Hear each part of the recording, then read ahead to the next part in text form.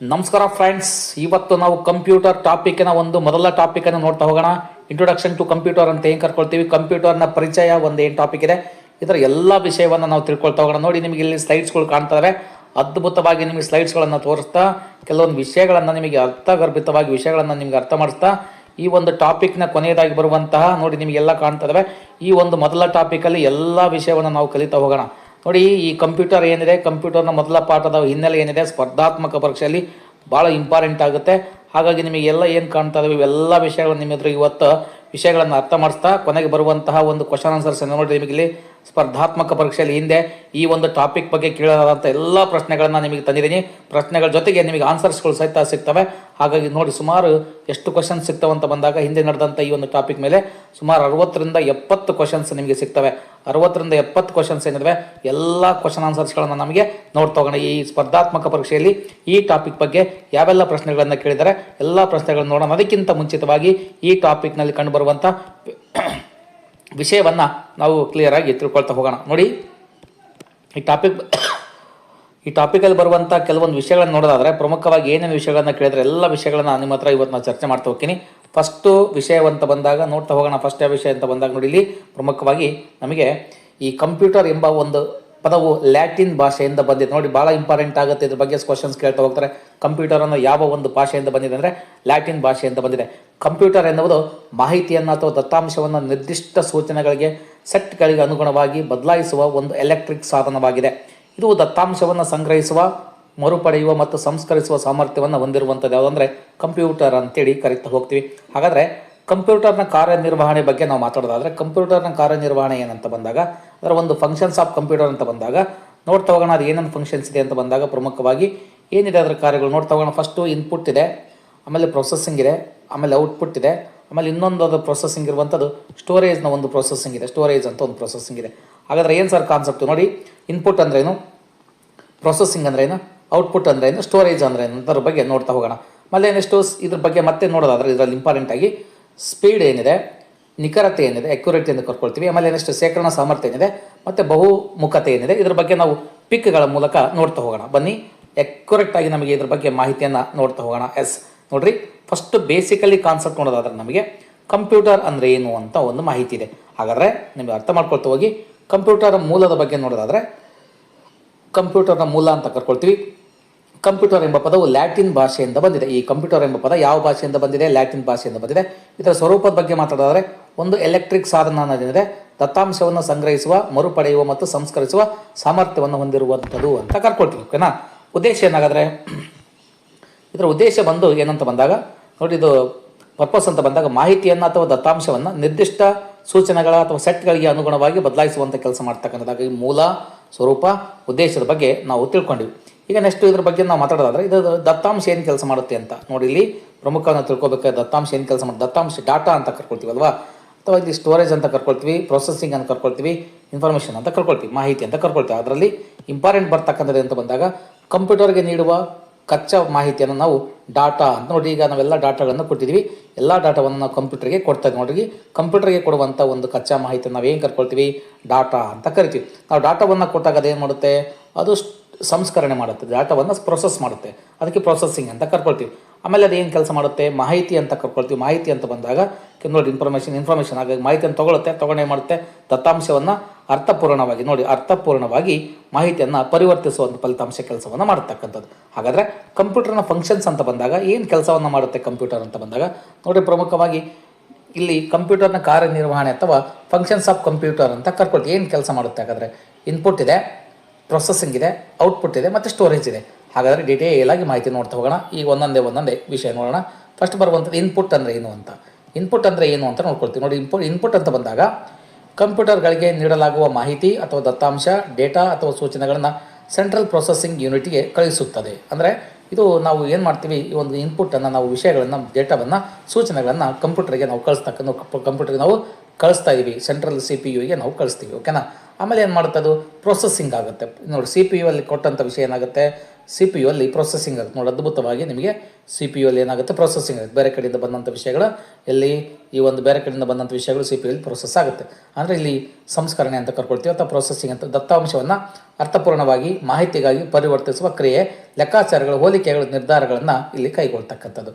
ಇದನ್ನು next output ಅಂತ ಕರ್ಕೊಳ್ತೀವಿ. Output ಏನಾಗುತ್ತೆ ಹಾಗಾದರೆ, ಔಟ್ಪುಟ್ ಏನಾಗುತ್ತೆ ನೋಡಿ, ಇಂಪಾರ್ಟೆಂಟಾಗಿ ಸಂಸ್ಕರಿಸಿದ ಮಾಹಿತಿಯನ್ನು ಬಳಕೆದಾರರಿಗೆ ಲಭ್ಯವಾಗುವಂತೆ ಮಾಡುವಂಥದ್ದು ಔಟ್ಪುಟ್ ಅಂತ ಕರ್ಕೊಳ್ತೀವಿ. ಮತ್ತು ಅದರಲ್ಲಿ ಸ್ಟೋರೇಜ್ ಸಹಿತ ಆಗುತ್ತೆ ಲಾಸ್ಟಿಗೆ ನೋಡಿ. ಸ್ಟೋರೇಜ್ ಸಹಿತ ಬರ್ತಕ್ಕಂಥದ್ದು. ಸ್ಟೋರೇಜ್ ಕಾನ್ಸೆಪ್ಟ್ ಏನಾಗುತ್ತೆ ನೋಡಿ, ಇಂಪಾರ್ಟೆಂಟಾಗಿ ಸಂಕ್ಷೇಕರಣೆ ಅಂತ ಇದು ಸ್ಟೋರ್ ಆಗ್ತದೆ ನೋಡಿರಿ.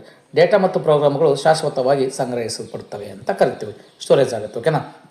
ಈಗ ಮತ್ತೆ ಇದರ ಒಂದು ಆಗಲೇ ನಾವು ವಿಷಯ ತಿಳ್ಕೊಂಡಿದ್ವಿ, ಸ್ಪೀಡ್ ವೇಗ ಅಂತ ನೋಡಿ. ಸ್ಪೀಡ್ ವೇಗ ಅಥವಾ ಅದ್ರ ಬಗ್ಗೆ ಮಾತಾಡೋದಾದ್ರೆ ಏನಾಗಾದ್ರೆ ಕಾನ್ಸೆಪ್ಟ್ ನೋಡ್ತಾ ಹೋಗೋಣ. ಇದ್ರ ಬಗ್ಗೆ ನಾವು ಕಂಪ್ಯೂಟರ್ ಸೆಕೆಂಡಿಗೆ ಲಕ್ಷಾಂತರ ಸೂಚನೆಗಳನ್ನು ಸಂಸ್ಕರಿಸುವ ಮೂಲಕ ಅತ್ಯಂತ ವೇಗವಾಗಿ ಕೆಲಸ ಮಾಡುತ್ತದೆ. ಓಕೆನಾ, ತುಂಬ ಬೇಗ ಕೆಲಸ ಮಾಡುತ್ತೆ. ಮತ್ತು ಎಕ್ಯುರೇಟಿ ಇದೆ. ಕಂಪ್ಯೂಟರನ್ನು ತುಂಬ ಎಕ್ಯುರೇಟಿಯಾಗಿ ಕೆಲಸ ಮಾಡುತ್ತೆ ನೋಡಿ. ನಿಖರತೆ ಅಂತ, ಕಂಪ್ಯೂಟರ್ಗಳು ಹೆಚ್ಚಿನ ಮಟ್ಟದ ನಿಖರತೆಯನ್ನು ಪಕ್ಕಾ ವಿಷಯವನ್ನು ಒದಗಿಸ್ತವೆ, ಅದಕ್ಕೆ ಎಕ್ಯುರೇಟಿ ಅಂತ ಕರ್ಕೊಳ್ತೀವಿ. ನೆಕ್ಸ್ಟ್ ಸ್ಟೋರೇಜ್ ಅಂತ ಮಾತಾಡಿದ್ವಿ ನಾವು ಆಲ್ರೆಡಿ. ಸ್ಟೋರೇಜ್ ಕೆಪಾಸಿಟಿ ಬಗ್ಗೆ ಮಾತಾಡಿದ್ವಿ. ಇವು ಹಾರ್ಡ್ ಡಿಸ್ಕ್ ಸಾಮರ್ಥ್ಯಕ್ಕೆ ಅನುಗುಣವಾಗಿ ಅಪಾರ ಪ್ರಮಾಣದ ಡೇಟಾವನ್ನು ಸಂಗ್ರಹಿಸುವಂಥ ಕೆಲಸವನ್ನು ಮಾಡ್ತವೆ, ಸ್ಟೋರೇಜ್ ಅಂತ ಕರ್ಕೊಳ್ತೀವಿ. ಓಕೆನಾ. ಈಗ ನೆಕ್ಸ್ಟ್ ಬಹುಮುಖತೆ ಏನೇನು ಕೆಲಸ ಮಾಡ್ತವೆ ಇವು ಅಂತ ಬಂದಾಗ, ಪ್ರಮುಖವಾಗಿ ಇವು ಕಂಪ್ಯೂಟರ್ಗಳು ಒಂದೇ ಸಮಯದಲ್ಲಿ ವಿವಿಧ ರೀತಿಯ ಕೆಲಸಗಳನ್ನು ಮಾಡಬಲ್ಲವು. ಇದು ಬಹುಮುಖತೆ ಅಂತ ಕರ್ಕೊಳ್ತಾ ಹೋಗ್ತೀವಿ. ಈಗ ನೆಕ್ಸ್ಟ್ ಬರೋದು ಪರಿವರ್ತನೆ. ದತ್ತಾಂಶವನ್ನು ಕೊಡ್ತೀವಿ, ಪ್ರೊಸೆಸ್ ಆಗುತ್ತೆ, ಅದು ಮಾಹಿತಿ ಕೊಡುತ್ತಲ್ವಾ. ಹಾಗಾದ್ರೆ ನೋಡಿರಿ, ನಾವು ಪ್ರಮುಖವಾಗಿ ಏನು ಮಾಡ್ತಾ ಹೋಗ್ತೀವಿ, ದತ್ತಾಂಶವನ್ನು ಕೊಡ್ತೀವಿ. ಕಂಪ್ಯೂಟರ್ಗೆ ನಾವು ನೀಡೋಲ್ಲ ಕಚ್ಚಾ ವಸ್ತು, ಆಮೇಲೆ ಅದೇನಾಗುತ್ತೆ, ಪ್ರೊಸೆಸ್ ಆಗುತ್ತೆ, ಆಮೇಲೆ ಲಾಸ್ಟಿಗೆ ಏನು ಕೊಡುತ್ತೆ ನಮಗೆ, ಅದು ಮಾಹಿತಿಯನ್ನು ಒದಗಿಸುವಂಥ ಕೆಲಸ ಮಾಡ್ತಕ್ಕಂಥದ್ದು. ಯಾವುದನ್ನು ಒದಗಿಸುತ್ತೆ, ಮಾಹಿತಿಯನ್ನು ಒದಗಿಸುತ್ತೆ. ಓಕೆನಾ. ದತ್ತಾಂಶ ಕೊಟ್ಟಂಥ ವಿಷಯನ ಪರಿವರ್ತಿಸಿ ನಮಗೆ ಮಾಹಿತಿಯನ್ನು ಒದಗಿಸುವಂಥ ಕೆಲಸ ಮಾಡುತ್ತಲ್ವಾ. ಇನ್ನೆಷ್ಟು ಕಂಪ್ಯೂಟರ್ಗೆ ಸಂಬಂಧಿಸಿದ ಕೆಲವೊಂದು ಪದಗಳಿದ್ದಾವೆ, ಅವುಗಳನ್ನು ನಾವು ಕ್ಲಿಯರಾಗಿ ನೋಡ್ತಾ ಹೋಗೋಣ. ಒಂದು ಹಾರ್ಡ್ವೇರ್ ಎಂಬ ಒಂದು ಪದ ಇದೆ. ಹಾರ್ಡ್ವೇರ್ ಅಂದರೆ ಏನು, ಕಂಪ್ಯೂಟರ್ ವ್ಯವಸ್ಥೆಯನ್ನು ರೂಪಿಸುವ ಭೌತಿಕ ಭಾಗಗಳ ಸಂಗ್ರಹಣ. ಕೀಬೋರ್ಡ್ ಆಗಿರ್ಬೋದು, ಮಾನಿಟರ್ ಆಗಿರ್ಬೋದು, ಇವು ನಾವು ಹಾರ್ಡ್ವೇರ್ ಅಂತ ಕರ್ಕೊಳ್ತೀವಿ. ಓಕೆನಾ. ಕೈ ಮುಟ್ಟಬಹುದಾದ ವಿಷಯಗಳನ್ನು ಹಾರ್ಡ್ವೇರ್ ಅಂತ ಕರ್ಕೊಳ್ತೀವಿ ನೋಡಿರಿ. ಓಕೆನಾ. ಮತ್ತಿನ್ನೊಂದು ಯಾವುದು, ಸಾಫ್ಟ್ವೇರ್ ಎಂಬ ಒಂದು ಪದ ಇದೆ. ಕಂಪ್ಯೂಟರಲ್ಲಿ ಬರುವಂಥ ಮತ್ತೊಂದು ಪದ ಸಾಫ್ಟ್ವೇರ್. ಏನದು ನೋಡ್ರಿ, ಪ್ರೋಗ್ರಾಮ್ಗಳು ಮತ್ತು ಕಾರ್ಯವಿಧಾನಗಳ ಗುಂಪು. ಇದು ಹಾರ್ಡ್ವೇರ್ಗೆ ಏನು ಮಾಡಬೇಕು ಎಂಬುದನ್ನು ನಿರ್ಧಾರ ಮಾಡುತ್ತೆ, ಇದಕ್ಕೆ ಸಾಫ್ಟ್ವೇರ್ ಅಂತ ಕರ್ಕೊಳ್ತೀವಿ. ಮತ್ತು ಅದರಲ್ಲಿ ಮತ್ತೊಂದು ಡಾಟಾ ಅಂತ ಒಂದು ಬರುತ್ತೆ. ಡಾಟಾದಲ್ಲಿ ಬಂದ ವಿಷಯ ಅಂತ ಬಂದಾಗ ಈ ಸಂಸ್ಕರಿಸಿದ ಕಚ್ಚಾ ಸಂಗತಿಗಳು ಮತ್ತು ಅಂಕಿಅಂಶಗಳು ಡಾಟಾ ಅಂತ ಕರ್ಕೊಳ್ತೀವಿ. ಮತ್ತೊಂದು ಇನ್ಫಾರ್ಮೇಷನ್ ಅಂತ ಐತೆ ನೋಡಿ. ಇನ್ಫಾರ್ಮೇಷನ್ ಅಂತ ಅದರ ಬಗ್ಗೆ ಸ್ವಲ್ಪ ಮಾಹಿತಿ ತೊಗೊಳ್ತೀವಿ. ಏನಂತ ಬಂದಾಗ, ಈ ದತ್ತಾಂಶವನ್ನು ಸಂಸ್ಕರಿಸಿ ವ್ಯವಸ್ಥಿತವಾಗಿ ನೀಡಿದಾಗ ಅದು ಮಾಹಿತಿ ಆಗುತ್ತದೆ, ಇನ್ಫಾರ್ಮೇಷನ್ ಆಗುತ್ತೆ. ನೆಕ್ಸ್ಟು ಇನ್ಸ್ಟ್ರಕ್ಷನ್ಸ್ ಅಂತ, ಸೂಚನೆ ಅಂತ ಇದೆ. ಏನು ಸೂಚನೆ ಅಂತ ಇದೆ, ಆಮೇಲೆ ಪಿಕ್ಗಳ ಮೂಲಕ ಇದು ನೋಡೋಣ ನಾವು ಕ್ಲಿಯರಾಗಿ. ಓಕೆನಾ. ಸೂಚನೆ, ಬಳಕೆದಾರರು ಕಂಪ್ಯೂಟರ್ಗೆ ಭಾಷೆಯಲ್ಲಿ ನೀಡುವ ಆಜ್ಞೆಯನ್ನು ಸೂಚನೆ ಅಂತ ಕರ್ಕೊಳ್ತೀವಿ. ಇನ್ನೆಷ್ಟು ಬರುವಂಥದ್ದು ಯಾವುದು, ಇಲ್ಲಿ ಪ್ರೋಗ್ರಾಮಿಂಗ್ ಅಂತ ಬರುತ್ತೆ. ಏನಂತ ಬಂದಾಗ ನೋಡಿ, ಒಂದು ಕೆಲಸವನ್ನು ನಿರ್ವಹಿಸುವ ಕಂಪ್ಯೂಟರ್ಗೆ ನೀಡಲಾದ ಸೂಚನೆಗಳಿಗೆ ಗುಂಪನ್ನು ನಾವು ಪ್ರೋಗ್ರಾಮ್ ಅಂತ ಕರ್ಕೊಳ್ತೀವಿ. ಓಕೆನಾ.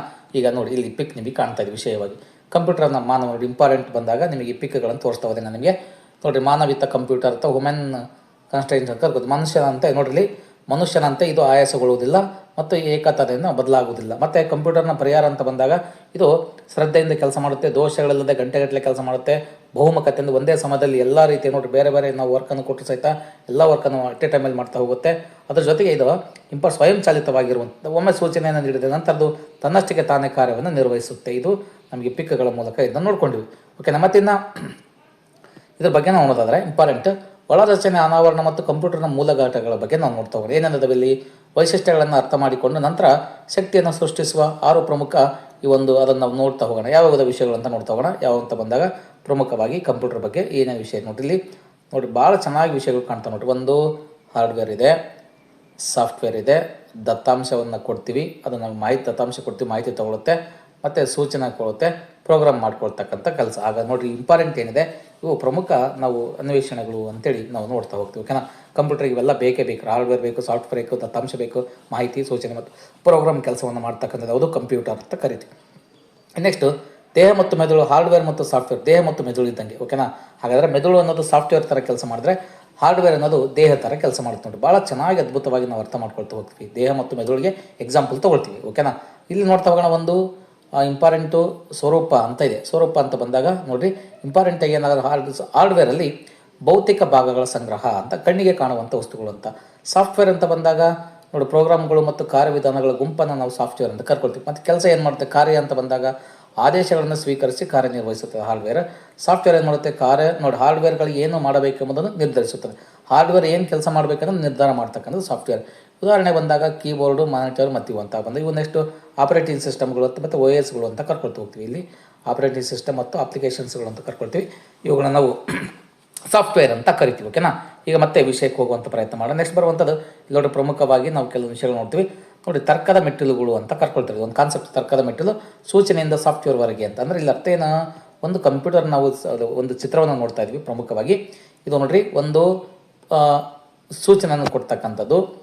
ನೋಡ್ರಿ, ಬಳಕೆದಾರರು ಕಂಪ್ಯೂಟರ್ಗೆ ನೋಡಿ, ನಾವು ಒಬ್ಬ ಬಳಕೆದಾರ ಅದೀನಿ ಅಂದ್ಕೊಳ್ರಿ, ಅದನ್ನು ನಾವು ಕಂಪ್ಯೂಟರ್ಗೆ ಒಂದು ಸೂಚನೆ ಕೊಡ್ತೀನಿ ಈ ಥರ ಮಾಡಬೇಕು ಅಂತ. ಅದು ಏನು ಮಾಡುತ್ತೆ, ಪ್ರೋಗ್ರಾಮ್ ಒಂದು ಕೆಲಸವನ್ನು ನಿರ್ವಹಿಸಲು ನೀಡಲಾದ ಒಂದು ಗುಂಪುಗಳ ನೋಡಿರಿ, ಪ್ರೋಗ್ರಾಮ್ ಅಂದ್ರೆ ಏನು, ಅದು ಪ್ರೋಗ್ರಾಮ್ ಮಾಡ್ಕೊಳ್ಳುತ್ತೆ. ನಾವೇನೋ ಒಂದು ಸೂಚನೆ ಕೊಟ್ಟಿವಿ ಅದನ್ನು ಅದು ಪ್ರೋಗ್ರಾಮ್ ಮಾಡ್ಕೊಳ್ಳುತ್ತೆ. ಒಂದು ಕೆಲಸವನ್ನು ನಿರ್ವಹಿಸಲು ನೀಡಲಾದ ಸೂಚನೆಗಳ ಗುಂಪನ್ನು ನೋಡಿ ಅದನ್ನು ಪ್ರೋಗ್ರಾಮ್ ಮಾಡ್ಕೊಳ್ಳುತ್ತೆ. ಆಮೇಲೆ ನೆಕ್ಸ್ಟ್ ಏನು ಮಾಡುತ್ತೆ, ಅದು ನೆಕ್ಸ್ಟ್ ಬರ್ತಕ್ಕಂಥ ವಿಷಯ ಅಂತ ಬಂದಾಗ ನೆಕ್ಸ್ಟ್ ಅದು ಸಾಫ್ಟ್ವೇರ್ ಏನು ಕೆಲಸ ಮಾಡುತ್ತೆ ಅಂತ ಬಂದಾಗ ಪ್ರಮುಖವಾಗಿ ನೋಡಿ ನಿಮ್ಗೆ ಕಾಣ್ತಾ ಇದೆ, ಅದು ಹಾರ್ಡ್ವೇರ್ ಅನ್ನು ನಿಯಂತ್ರಿಸುವ ಗುಂಪನ್ನು, ದೊಡ್ಡ ಗುಂಪನ್ನು ನಾವು ಸಾಫ್ಟ್ವೇರ್ ಅಂತ ಕರಿತೀವಿ. ನಿಮ್ಗೆ ಕಾಣ್ತಾ ಇದೆ ಸಾಫ್ಟ್ವೇರ್. ಹಾರ್ಡ್ವೇರನ್ನು ನಿಯಂತ್ರಣ ಮಾಡ್ತಕ್ಕಂಥ ಒಂದು ದೊಡ್ಡ ಗುಂಪನ್ನು ಸಾಫ್ಟ್ವೇರ್ ಅಂತ ಕರಿತಾ ಹೋಗ್ತೀವಿ. ಓಕೆನಾ. ಈಗ ಪರಿವರ್ತನೆಯ ಪ್ರಕ್ರಿಯೆ ದತ್ತಾಂಶದಿಂದ ಮಾಹಿತಿವರೆಗೆ ಅಂತ. ಹಾಗಾದರೆ ನಾವಿಲ್ಲಿ ಡಾಟಾವನ್ನು ಕೊಟ್ಟಿವಿ ಅಲ್ವಾ, ಒಂದು ಡಾಟಾವನ್ನು ನಾವು ಕಂಪ್ಯೂಟರ್ ಕೊಡ್ತಾ ಇದ್ದೀವಿ. ಒಂದು ಡಾಟಾವನ್ನು ನಾವು ಕಂಪ್ಯೂಟರ್ ಕೊಡ್ತೀವಿ. ಇಲ್ಲಿ ಒಂದು ಡಾಟಾವನ್ನು ಕಂಪ್ಯೂಟರ್ಗೆ ಕೊಡುವಂಥ ಕೆಲಸ ಮಾಡ್ತೀವಿ. ಆ ಕಂಪ್ಯೂಟರ್ ಏನು ಮಾಡುತ್ತೆ, ಮಾಹಿತಿಯನ್ನು ತಗೊಳುತ್ತೆ. ಹಾಗಾದರೆ ದತ್ತಾಂಶವನ್ನು ಸಂಸ್ಕರಿಸಿ ವ್ಯವಸ್ಥಿತವಾದ ರೀತಿ ನೀಡುವಂಥ ಮಾಹಿತಿಯನ್ನು ಅಂದರೆ ಆಮೇಲೆ ನಮಗೆ ತಯಾರು ಮಾಡಿಕೊಡುತ್ತೆ. ಮಾಹಿತಿಯನ್ನು ನಮಗೆ ಲಾಸ್ಟಿಗೆ ತಯಾರು ಮಾಡಿಕೊಡುತ್ತೆ. ಓಕೆನಾ. ನೋಡಿ, ನಾವಿಲ್ಲಿ ಅರ್ಥ ಮಾಡಿಕೊಟ್ಟು ಭಾಳ ಚೆನ್ನಾಗಿ ನಾವು ಡಾಟಾವನ್ನು ಕೊಡ್ತೀವಿ, ಪ್ರೊಸೆಸ್ ಆಗುತ್ತೆ, ಆಮೇಲೆ ನಮ್ಮದು ಮಾಹಿತಿಯನ್ನು ಕೊಡುವಂಥ ಕೆಲಸ ನೋಡಿರಿ. ಇಲ್ಲಿಂದ ಬಂದಿದೆ, ಇಲ್ಲಿಂದ ನೋಡಿ ಭಾಳ ಚೆನ್ನಾಗಿದೆ ನಮಗೆ. ಇಲ್ಲಿಂದ ಹೋಗ್ತಾ ಇದೆ ಮತ್ತು ಇಲ್ಲಿಂದ ಬರ್ತಾ ಇದೆ, ಇಲ್ಲಿಂದ ಹೋಗ್ತಾ ಇದೆ, ಇಲ್ಲಿಂದ ಮಾಹಿತಿ ಇಲ್ಲಿಂದ ಹೋಗ್ತಾ ಇದೆ, ಇಲ್ಲಿಂದ ಮಾಹಿತಿ ಬರ್ತಾ ಇದೆ. ಓಕೆನಾ. ಆದರೆ ನೀವು ಅರ್ಥ ಮಾಡ್ಕೋಬೇಕು ಎಷ್ಟು ಅದ್ಭುತವಾಗಿ ನಮ್ಮ ಕಂಪ್ಯೂಟರ್ ನಮಗೆ ಸಹಾಯ ಮಾಡುತ್ತೆ ಅಂತ. ಹಾಗಾದರೆ ಇಲ್ಲಿ ಮತ್ತೆ ನಾವು ಕೆಲಸ ಮಾಡ್ತಕ್ಕಂಥದ್ದು ನೋಡಿರಿ, ಮತ್ತೆ ನಿಮಗೆ ಇಮೇಜ್ಗಳನ್ನು ತಿಳಿಸಿ ಹೋಗೋಣ. ನಾವು ಪ್ರಮುಖ ಚಿತ್ರಗಳನ್ನು ಮಾತಾಡ್ತಾ ಹೋಗೋಣ. ಒಂದು ಹಾರ್ಡ್ವೇರ್ ಅಂತ ಇದೆ, ಸಾಫ್ಟ್ವೇರ್ ಅಂತ ಇದೆ, ದತ್ತಾಂಶ ಅಂತ ಇದೆ, ಡ್ರೈವ್ ಮಾಡುತ್ತದೆ, ಸಕ್ರಿಯಗೊಳಿಸುತ್ತದೆ, ಖಚಿತಪಡಿಸಿಕೊಳ್ತದೆ, ವೇಗ ಮತ್ತು ಶೇಖರಣೆ, ಸ್ವಯಂಚಾಲಿತವಾಗಿರ್ತಕ್ಕಂಥದ್ದು, ನಿಖರ ಮತ್ತು ವಿಶ್ವಾಸಾರ್ಹ ಅಂತ ನಾವು ನೋಡ್ತಾ ಹೋಗ್ತೀವಿ. ಓಕೆನಾ. ಈಗ ಮತ್ತೆ ಅದರ ನೀಲನಕ್ಷೆಯನ್ನು ಮತ್ತೊಂದು ಸಾರಿ ಸೇಮ್ ಕಾನ್ಸೆಪ್ಟ್ ಇದೆ, ಮತ್ತೇನು ಬದಲಾವಣೆ ಇಲ್ಲ. ಈಗ ಮತ್ತೆ ನಾವು ಏನು ವಿಷಯಕ್ಕೆ ಹೋಗೋಣ ಅಂದರೆ ಕಂಪ್ಯೂಟರ್ನ ಇತಿಹಾಸದ ಬಗ್ಗೆ ನಾವು ನೋಡ್ತಾ ಹೋಗೋಣ. ಅಂದರೆ ಏನಾಗಾದರೆ ಕಂಪ್ಯೂಟರ್ ಇತಿಹಾಸ ನೋಡಿರಿ, ಆಧುನಿಕ ಕಂಪ್ಯೂಟರ್ ಅಭಿವೃದ್ಧಿಯು ಒಂದು ದಿನದ ಕೆಲಸವಲ್ಲ, ಇದು ದೀರ್ಘಾವಧಿಯ ಪ್ರಯತ್ನದ ಫಲಿತಾಂಶದಿಂದ ಕಂಪ್ಯೂಟರ್ ಹುಟ್ಕೊಂಡಿದೆ. ಹಾಗಾದರೆ ಯಾವ್ಯಾವ ಕಂಪ್ಯೂಟರ್ ಬಂದವು ಅಂತ ನೋಡಿರಿ, ಒಂದೊಂದೇ ಕಂಪ್ಯೂಟರ್ಗಳನ್ನು ನೋಡ್ತಾ ಹೋಗೋಣ ನಾವು. ನೋಡಿರಿ, ಇಲ್ಲಿ ಒಂದು ಅಬಾಕಸ್ ಕಂಪ್ಯೂಟರ್ ಬರ್ತಾ ಇದೆ. ಆಮೇಲೆ ನೆಕ್ಸ್ಟು ಇನ್ನೊಂದು ಕಂಪ್ಯೂಟರ್ ಬರ್ತಾ ಇದೆ, ನೇಪಿಯಸ್ ಬೋನ್ಸ್ ಅಂತ ಬರ್ತಾ ಇದೆ. ಮತ್ತೊಂದು ಕಂಪ್ಯೂಟರ್ ಅಂತ ಬಂದಾಗ ನೋಡಿರಿ, ಮತ್ತೊಂದು ಕಂಪ್ಯೂಟರ್ ಬಗ್ಗೆ ಮಾತಾಡ್ತಾ ಹೋಗ್ತೀವಿ ನಾವು. ಪ್ಯಾಲ್ಕಲೈನ್ ಅಂತ ಒಂದು ಕಂಪ್ಯೂಟರ್ ಇದೆ. ಆಮೇಲೆ ನೆಕ್ಸ್ಟ್ ಇನ್ನೊಂದು ಜಾಕ್ವರ್ಡ್ ಅಂತ ಒಂದು ಕಂಪ್ಯೂಟರ್ ಇದೆ. ಮತ್ತು ಅದ್ರ ಜೊತೆಗೆ ನೋಡಿ ಇವುಗಳ ಬಗ್ಗೆ ಮತ್ತೆ ನಾವು ನೋಡ್ಕೊಳ್ತಾ ಹೋಗ್ತೀವಿ. ಲೂಮ್ ಅಂತ ಒಂದು ಕಂಪ್ಯೂಟರ್ ಇದೆ. ಮತ್ತು ನೋಡಿರಿ, ಅನಾಲಿಟಿಕ್ಸಲ್ ಎಂಜಿನ್ ಅಂತ ಒಂದು ಕಂಪ್ಯೂಟರ್ ಬರ್ತಕ್ಕಂಥದ್ದು. ಮತ್ತು ಆಮೇಲೆ ಕಂಪ್ಯೂಟರ್ನ ಆವಿಷ್ಕಾರದ ಬಗ್ಗೆ ಆಮೇಲೆ ಮಾತಾಡೋಣ.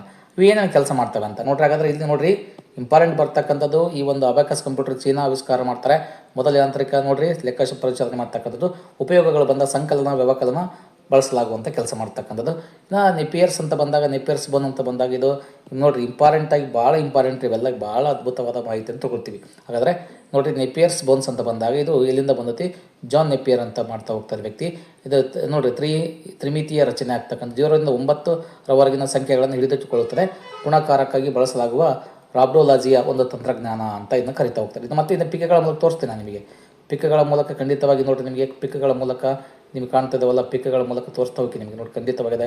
ಅಬಾಕಸ್ಸು, ನೆಪಿಯರ್ಸ್ ಬೋನ್ಸ್ ಅಂದರೆ ಏನು, ಮತ್ತು ಇವಾಗ ಪಾಸ್ಕಲಸ್ ಲೈನ್ ಅಂತ ಹೇಳ್ತಾ ಹೋಗ್ತೀವಿ. ಆಮೇಲೆ ನೆಕ್ಸ್ಟ್ ನಿಮಗೆ ಹೇಳ್ತಾ ಹೋಗಿದ್ದೀನಿ. ಆಮೇಲೆ ಯಾವಂತ ಬಂದಾಗ ಜಾಕ್ವರ್ಡ್ ಲೂಮ್ಸ್ ಅಂತ ಏನು, ಮತ್ತು ಅನಾಲಿಟಿಕಲ್ ಎಂಜಿನ್ ಅಂದರೆ ಏನು, ಅವುಗಳನ್ನ ಆಮೇಲೆ ನಾವು ಚಿತ್ರಗಳ ಮೂಲಕ ನೋಡೋಣ, ಅದು ಬೇರೆ ವಿಷಯ. ಬಟ್ ಅದಕ್ಕಿಂತ ಮುಂಚೆ ಸ್ವಲ್ಪ ನಾವು ಥಿಯರಾಟಿಕಲ್ ಸ್ವಲ್ಪ ನೋಡ್ಕೊಂಡು ಆಮೇಲೆ ನಾವು ಆ ಒಂದು ಪ್ರಾಕ್ಟಿಕಲ್ ವಿಷಯಗಳನ್ನು ನೋಡೋಕ್ಕೆ ಹೋಗೋಣ. ಓಕೆನಾ. ಅದಕ್ಕಿಂತ ಮುಂಚೆ ಸ್ವಲ್ಪನಾದರೂ ವಿಷಯ ತಿಳ್ಕೊಬೇಕಲ್ಲ ನಾವು, ಅದಕ್ಕೋಸ್ಕರ ವಿಷಯವನ್ನು ತಿಳ್ಕೊಳಕ್ಕೆ ಟ್ರೈ ಮಾಡ್ತಾ ಇದ್ದೀವಿ. ಓಕೆನಾ. ಈಗ ನೆಕ್ಸ್ಟ್ ಬರ್ತಕ್ಕಂಥದ್ದು ಯಾವುದಂತ ಬಂದಾಗ ಪಾಲ್ಕಲಸ್ ಲೈನ್ ಅಂತ ಕರ್ಕೊಳ್ತೀವಿ. ಇದು ಮೊದಲ ಯಾಂತ್ರಿಕ ಸಂಕಲನ ಯಂತ್ರ ಅಂತ ಕರ್ಕೊಳ್ತೀವಿ. ಇದ್ರ ಏನು ಕೆಲಸ ಮಾಡುತ್ತೆ, 2 ಸಂಖ್ಯೆಗಳ ಸಂಕಲನ ಮತ್ತು ವ್ಯವಕಲನಕ್ಕೆ ಬಳಸಲಾಗುತ್ತದೆ.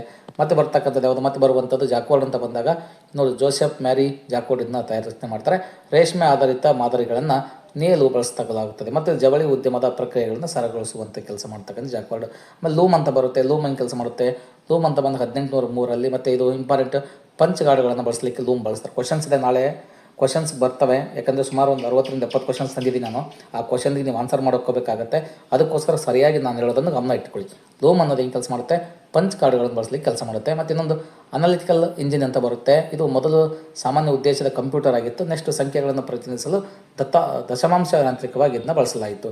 ಆಮೇಲೆ ನೆಕ್ಸ್ಟ್ ನೋಡ್ರಿ, ಇಲ್ಲಿ ಕಂಪ್ಯೂಟರ್ ಆವಿಷ್ಕಾರ ಅಂತ ಬಂದಾಗ ಮತ್ತೆ ಪ್ರಮುಖವಾಗಿ ನೋಡ್ತಾ ಹೋಗ್ತೀನಿ. ಯಾವಂತ ಬಂದಾಗ ನೋಡ್ರಿ, ಟ್ಯಾಬ್ಲೆಟಿಂಗ್ ಮೆಷಿನ್ ಅಂತ ಬರುತ್ತೆ. ಇದು ಹರ್ಮನ್ ಈ ಒಲೆ ರಥದ ಕೆಲಸ ಮಾಡ್ತಾ ಹೋದರು, ಒಲೆ ರೀತಿ ಅಂತ. ಆಮೇಲೆ ನೆಕ್ಸ್ಟ್ ಇದು ರಂಧ್ರಗಳಿರುವ ಪಂಚ್ ಕಾರ್ಡ್ಗಳು ಬಳಸಲಾಗ್ತಿತ್ತು. 1890ರಲ್ಲಿ ಜನಗಣತಿಯಾಗಿ ನಿರ್ಮಿಸಿದ ಮೊದಲ ಎಲೆಕ್ಟ್ರಾನಿಕ್ ಯಂತ್ರ ಅಂತ ನೋಡಿರಿ.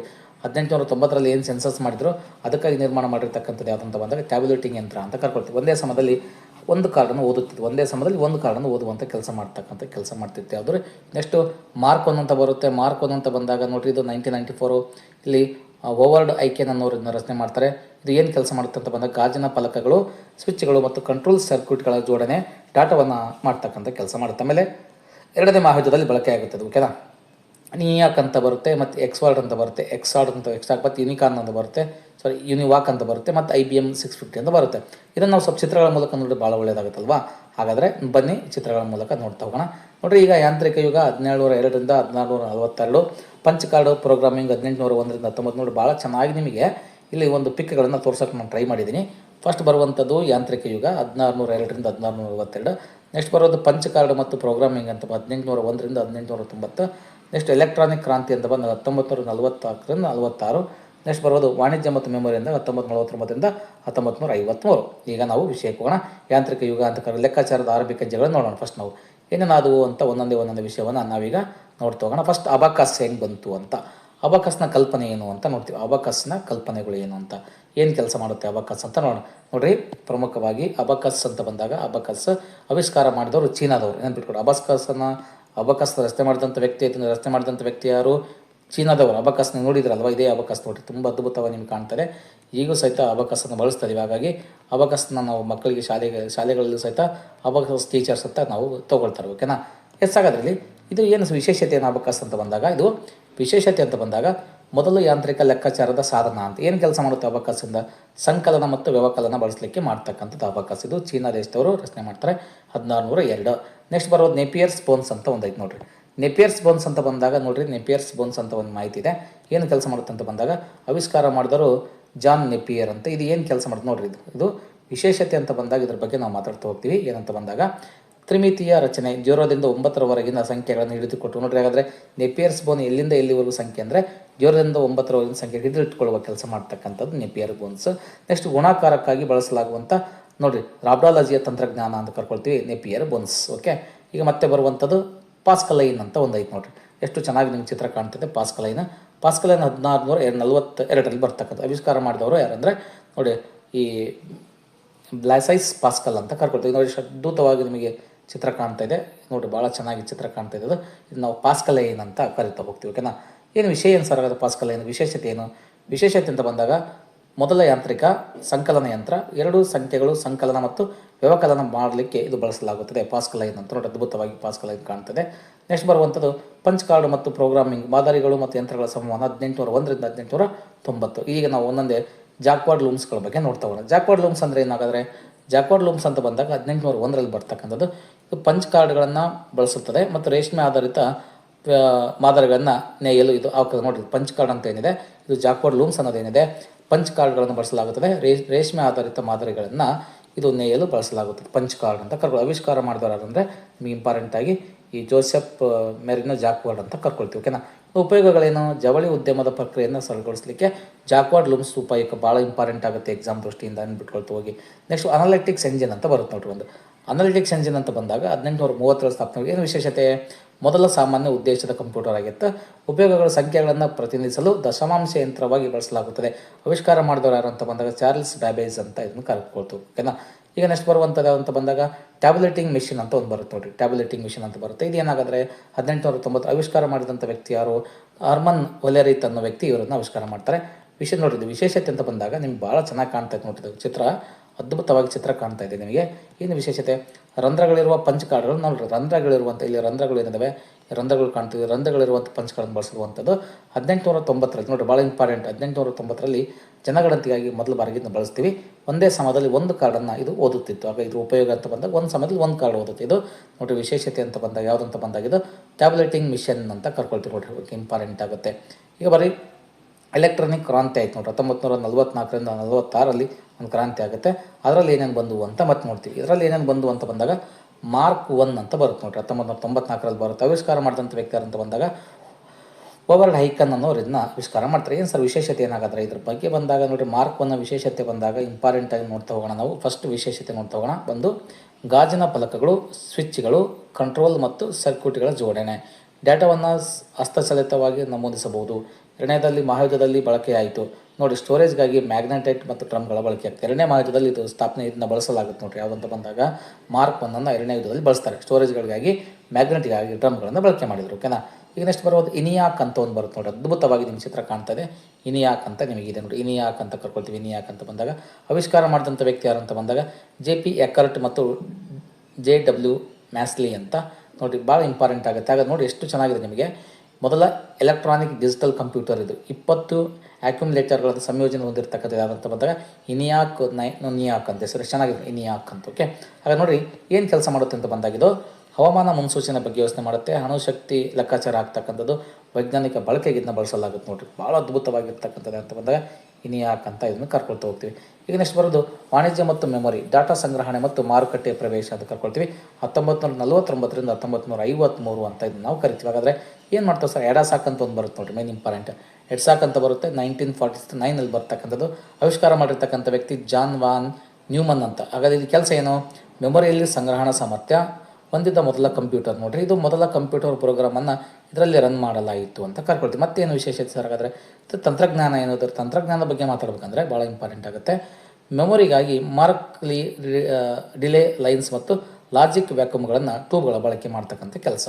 ಹಾಗಾದರೆ ಯುನಿವಾಕ್ ಅಂತ ಬಂದರೆ, ಯುನಿವಾಕ್ ಅಂತ ಬಂದಾಗ ಪ್ರಮುಖವಾಗಿ 1951 ಆಗುತ್ತೆ. ಇದು ಆವಿಷ್ಕಾರ ಮಾಡಿರ್ತಕ್ಕಂಥ ವ್ಯಕ್ತಿ ಯಾರು ನೋಡಿರಿ, ಜೆ ಪ್ರೊಸೆಸ್ ಎಕರ್ಟ್ ಮತ್ತು ಜಾನ್ ಮಾಸ್ಲಿ ಅಂತ. ವಿಶೇಷತೆ ಏನಾಗಾದರೆ ಇದು ಹೆಚ್ಚಿನ ಇನ್ಪುಟ್ ಮತ್ತು ಔಟ್ಪುಟ್ಗಳನ್ನು ಸಾಮರ್ಥ್ಯ ಹೊಂದಿದ್ದ ಮೊದಲ ಸಾಮಾನ್ಯ ಉದ್ದೇಶ ಎಲೆಕ್ಟ್ರಾನಿಕ್ ಕಂಪ್ಯೂಟರ್ ಆಗಿರುವಂಥದ್ದು. ಮತ್ತು ಹಾಗಾದರೆ ಏನು ಕೆಲಸ ಮಾಡ್ತಕ್ಕಂಥದ್ದು, ತಂತ್ರಜ್ಞಾನ ಏನಾಗಾದರೆ ಇನ್ಪುಟ್ ಮತ್ತು ಔಟ್ಪುಟ್ಗಳಿಗಾಗಿ ಕಂಪ್ಯೂಟರ್ ಇನ್ಪುಟ್ ಔಟ್ಪುಟ್ಗಳಿಗಾಗಿ ಮ್ಯಾಗ್ನೆಟನ್ನು ಟೇಪ್ ಬಳಕೆ ಮಾಡಲಾಗ್ತಕ್ಕಂಥ ಕೆಲಸ ಮಾಡ್ತಕ್ಕಂಥದ್ದು. ಓಕೆನಾ. ಈಗ ನೆಕ್ಸ್ಟು IBM ಅಂತ ಒಂದು ಬರುತ್ತೆ ನೋಡಿರಿ. IBM 650 ಕಂಪ್ಯೂಟರ್ ಅಂತ 1953 ಎಲ್ಲಾಗುತ್ತೆ.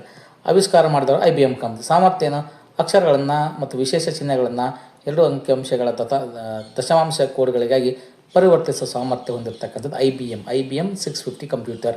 ಇದು ಆವಿಷ್ಕಾರ ಮಾಡಿದವರು IBM ಕಂಪನಿಯವರು. ಅಕ್ಷರಗಳನ್ನು ಮತ್ತು ವಿಶೇಷ ಚಿಹ್ನೆಗಳನ್ನು 2 ಅಂಕೆಯ ದಶಮಾಂಶ ಕೋಡ್ಗಳಿಗೆ ಪರಿವರ್ತಿಸುವ ಕೆಲಸ ಮಾಡುತ್ತೆ.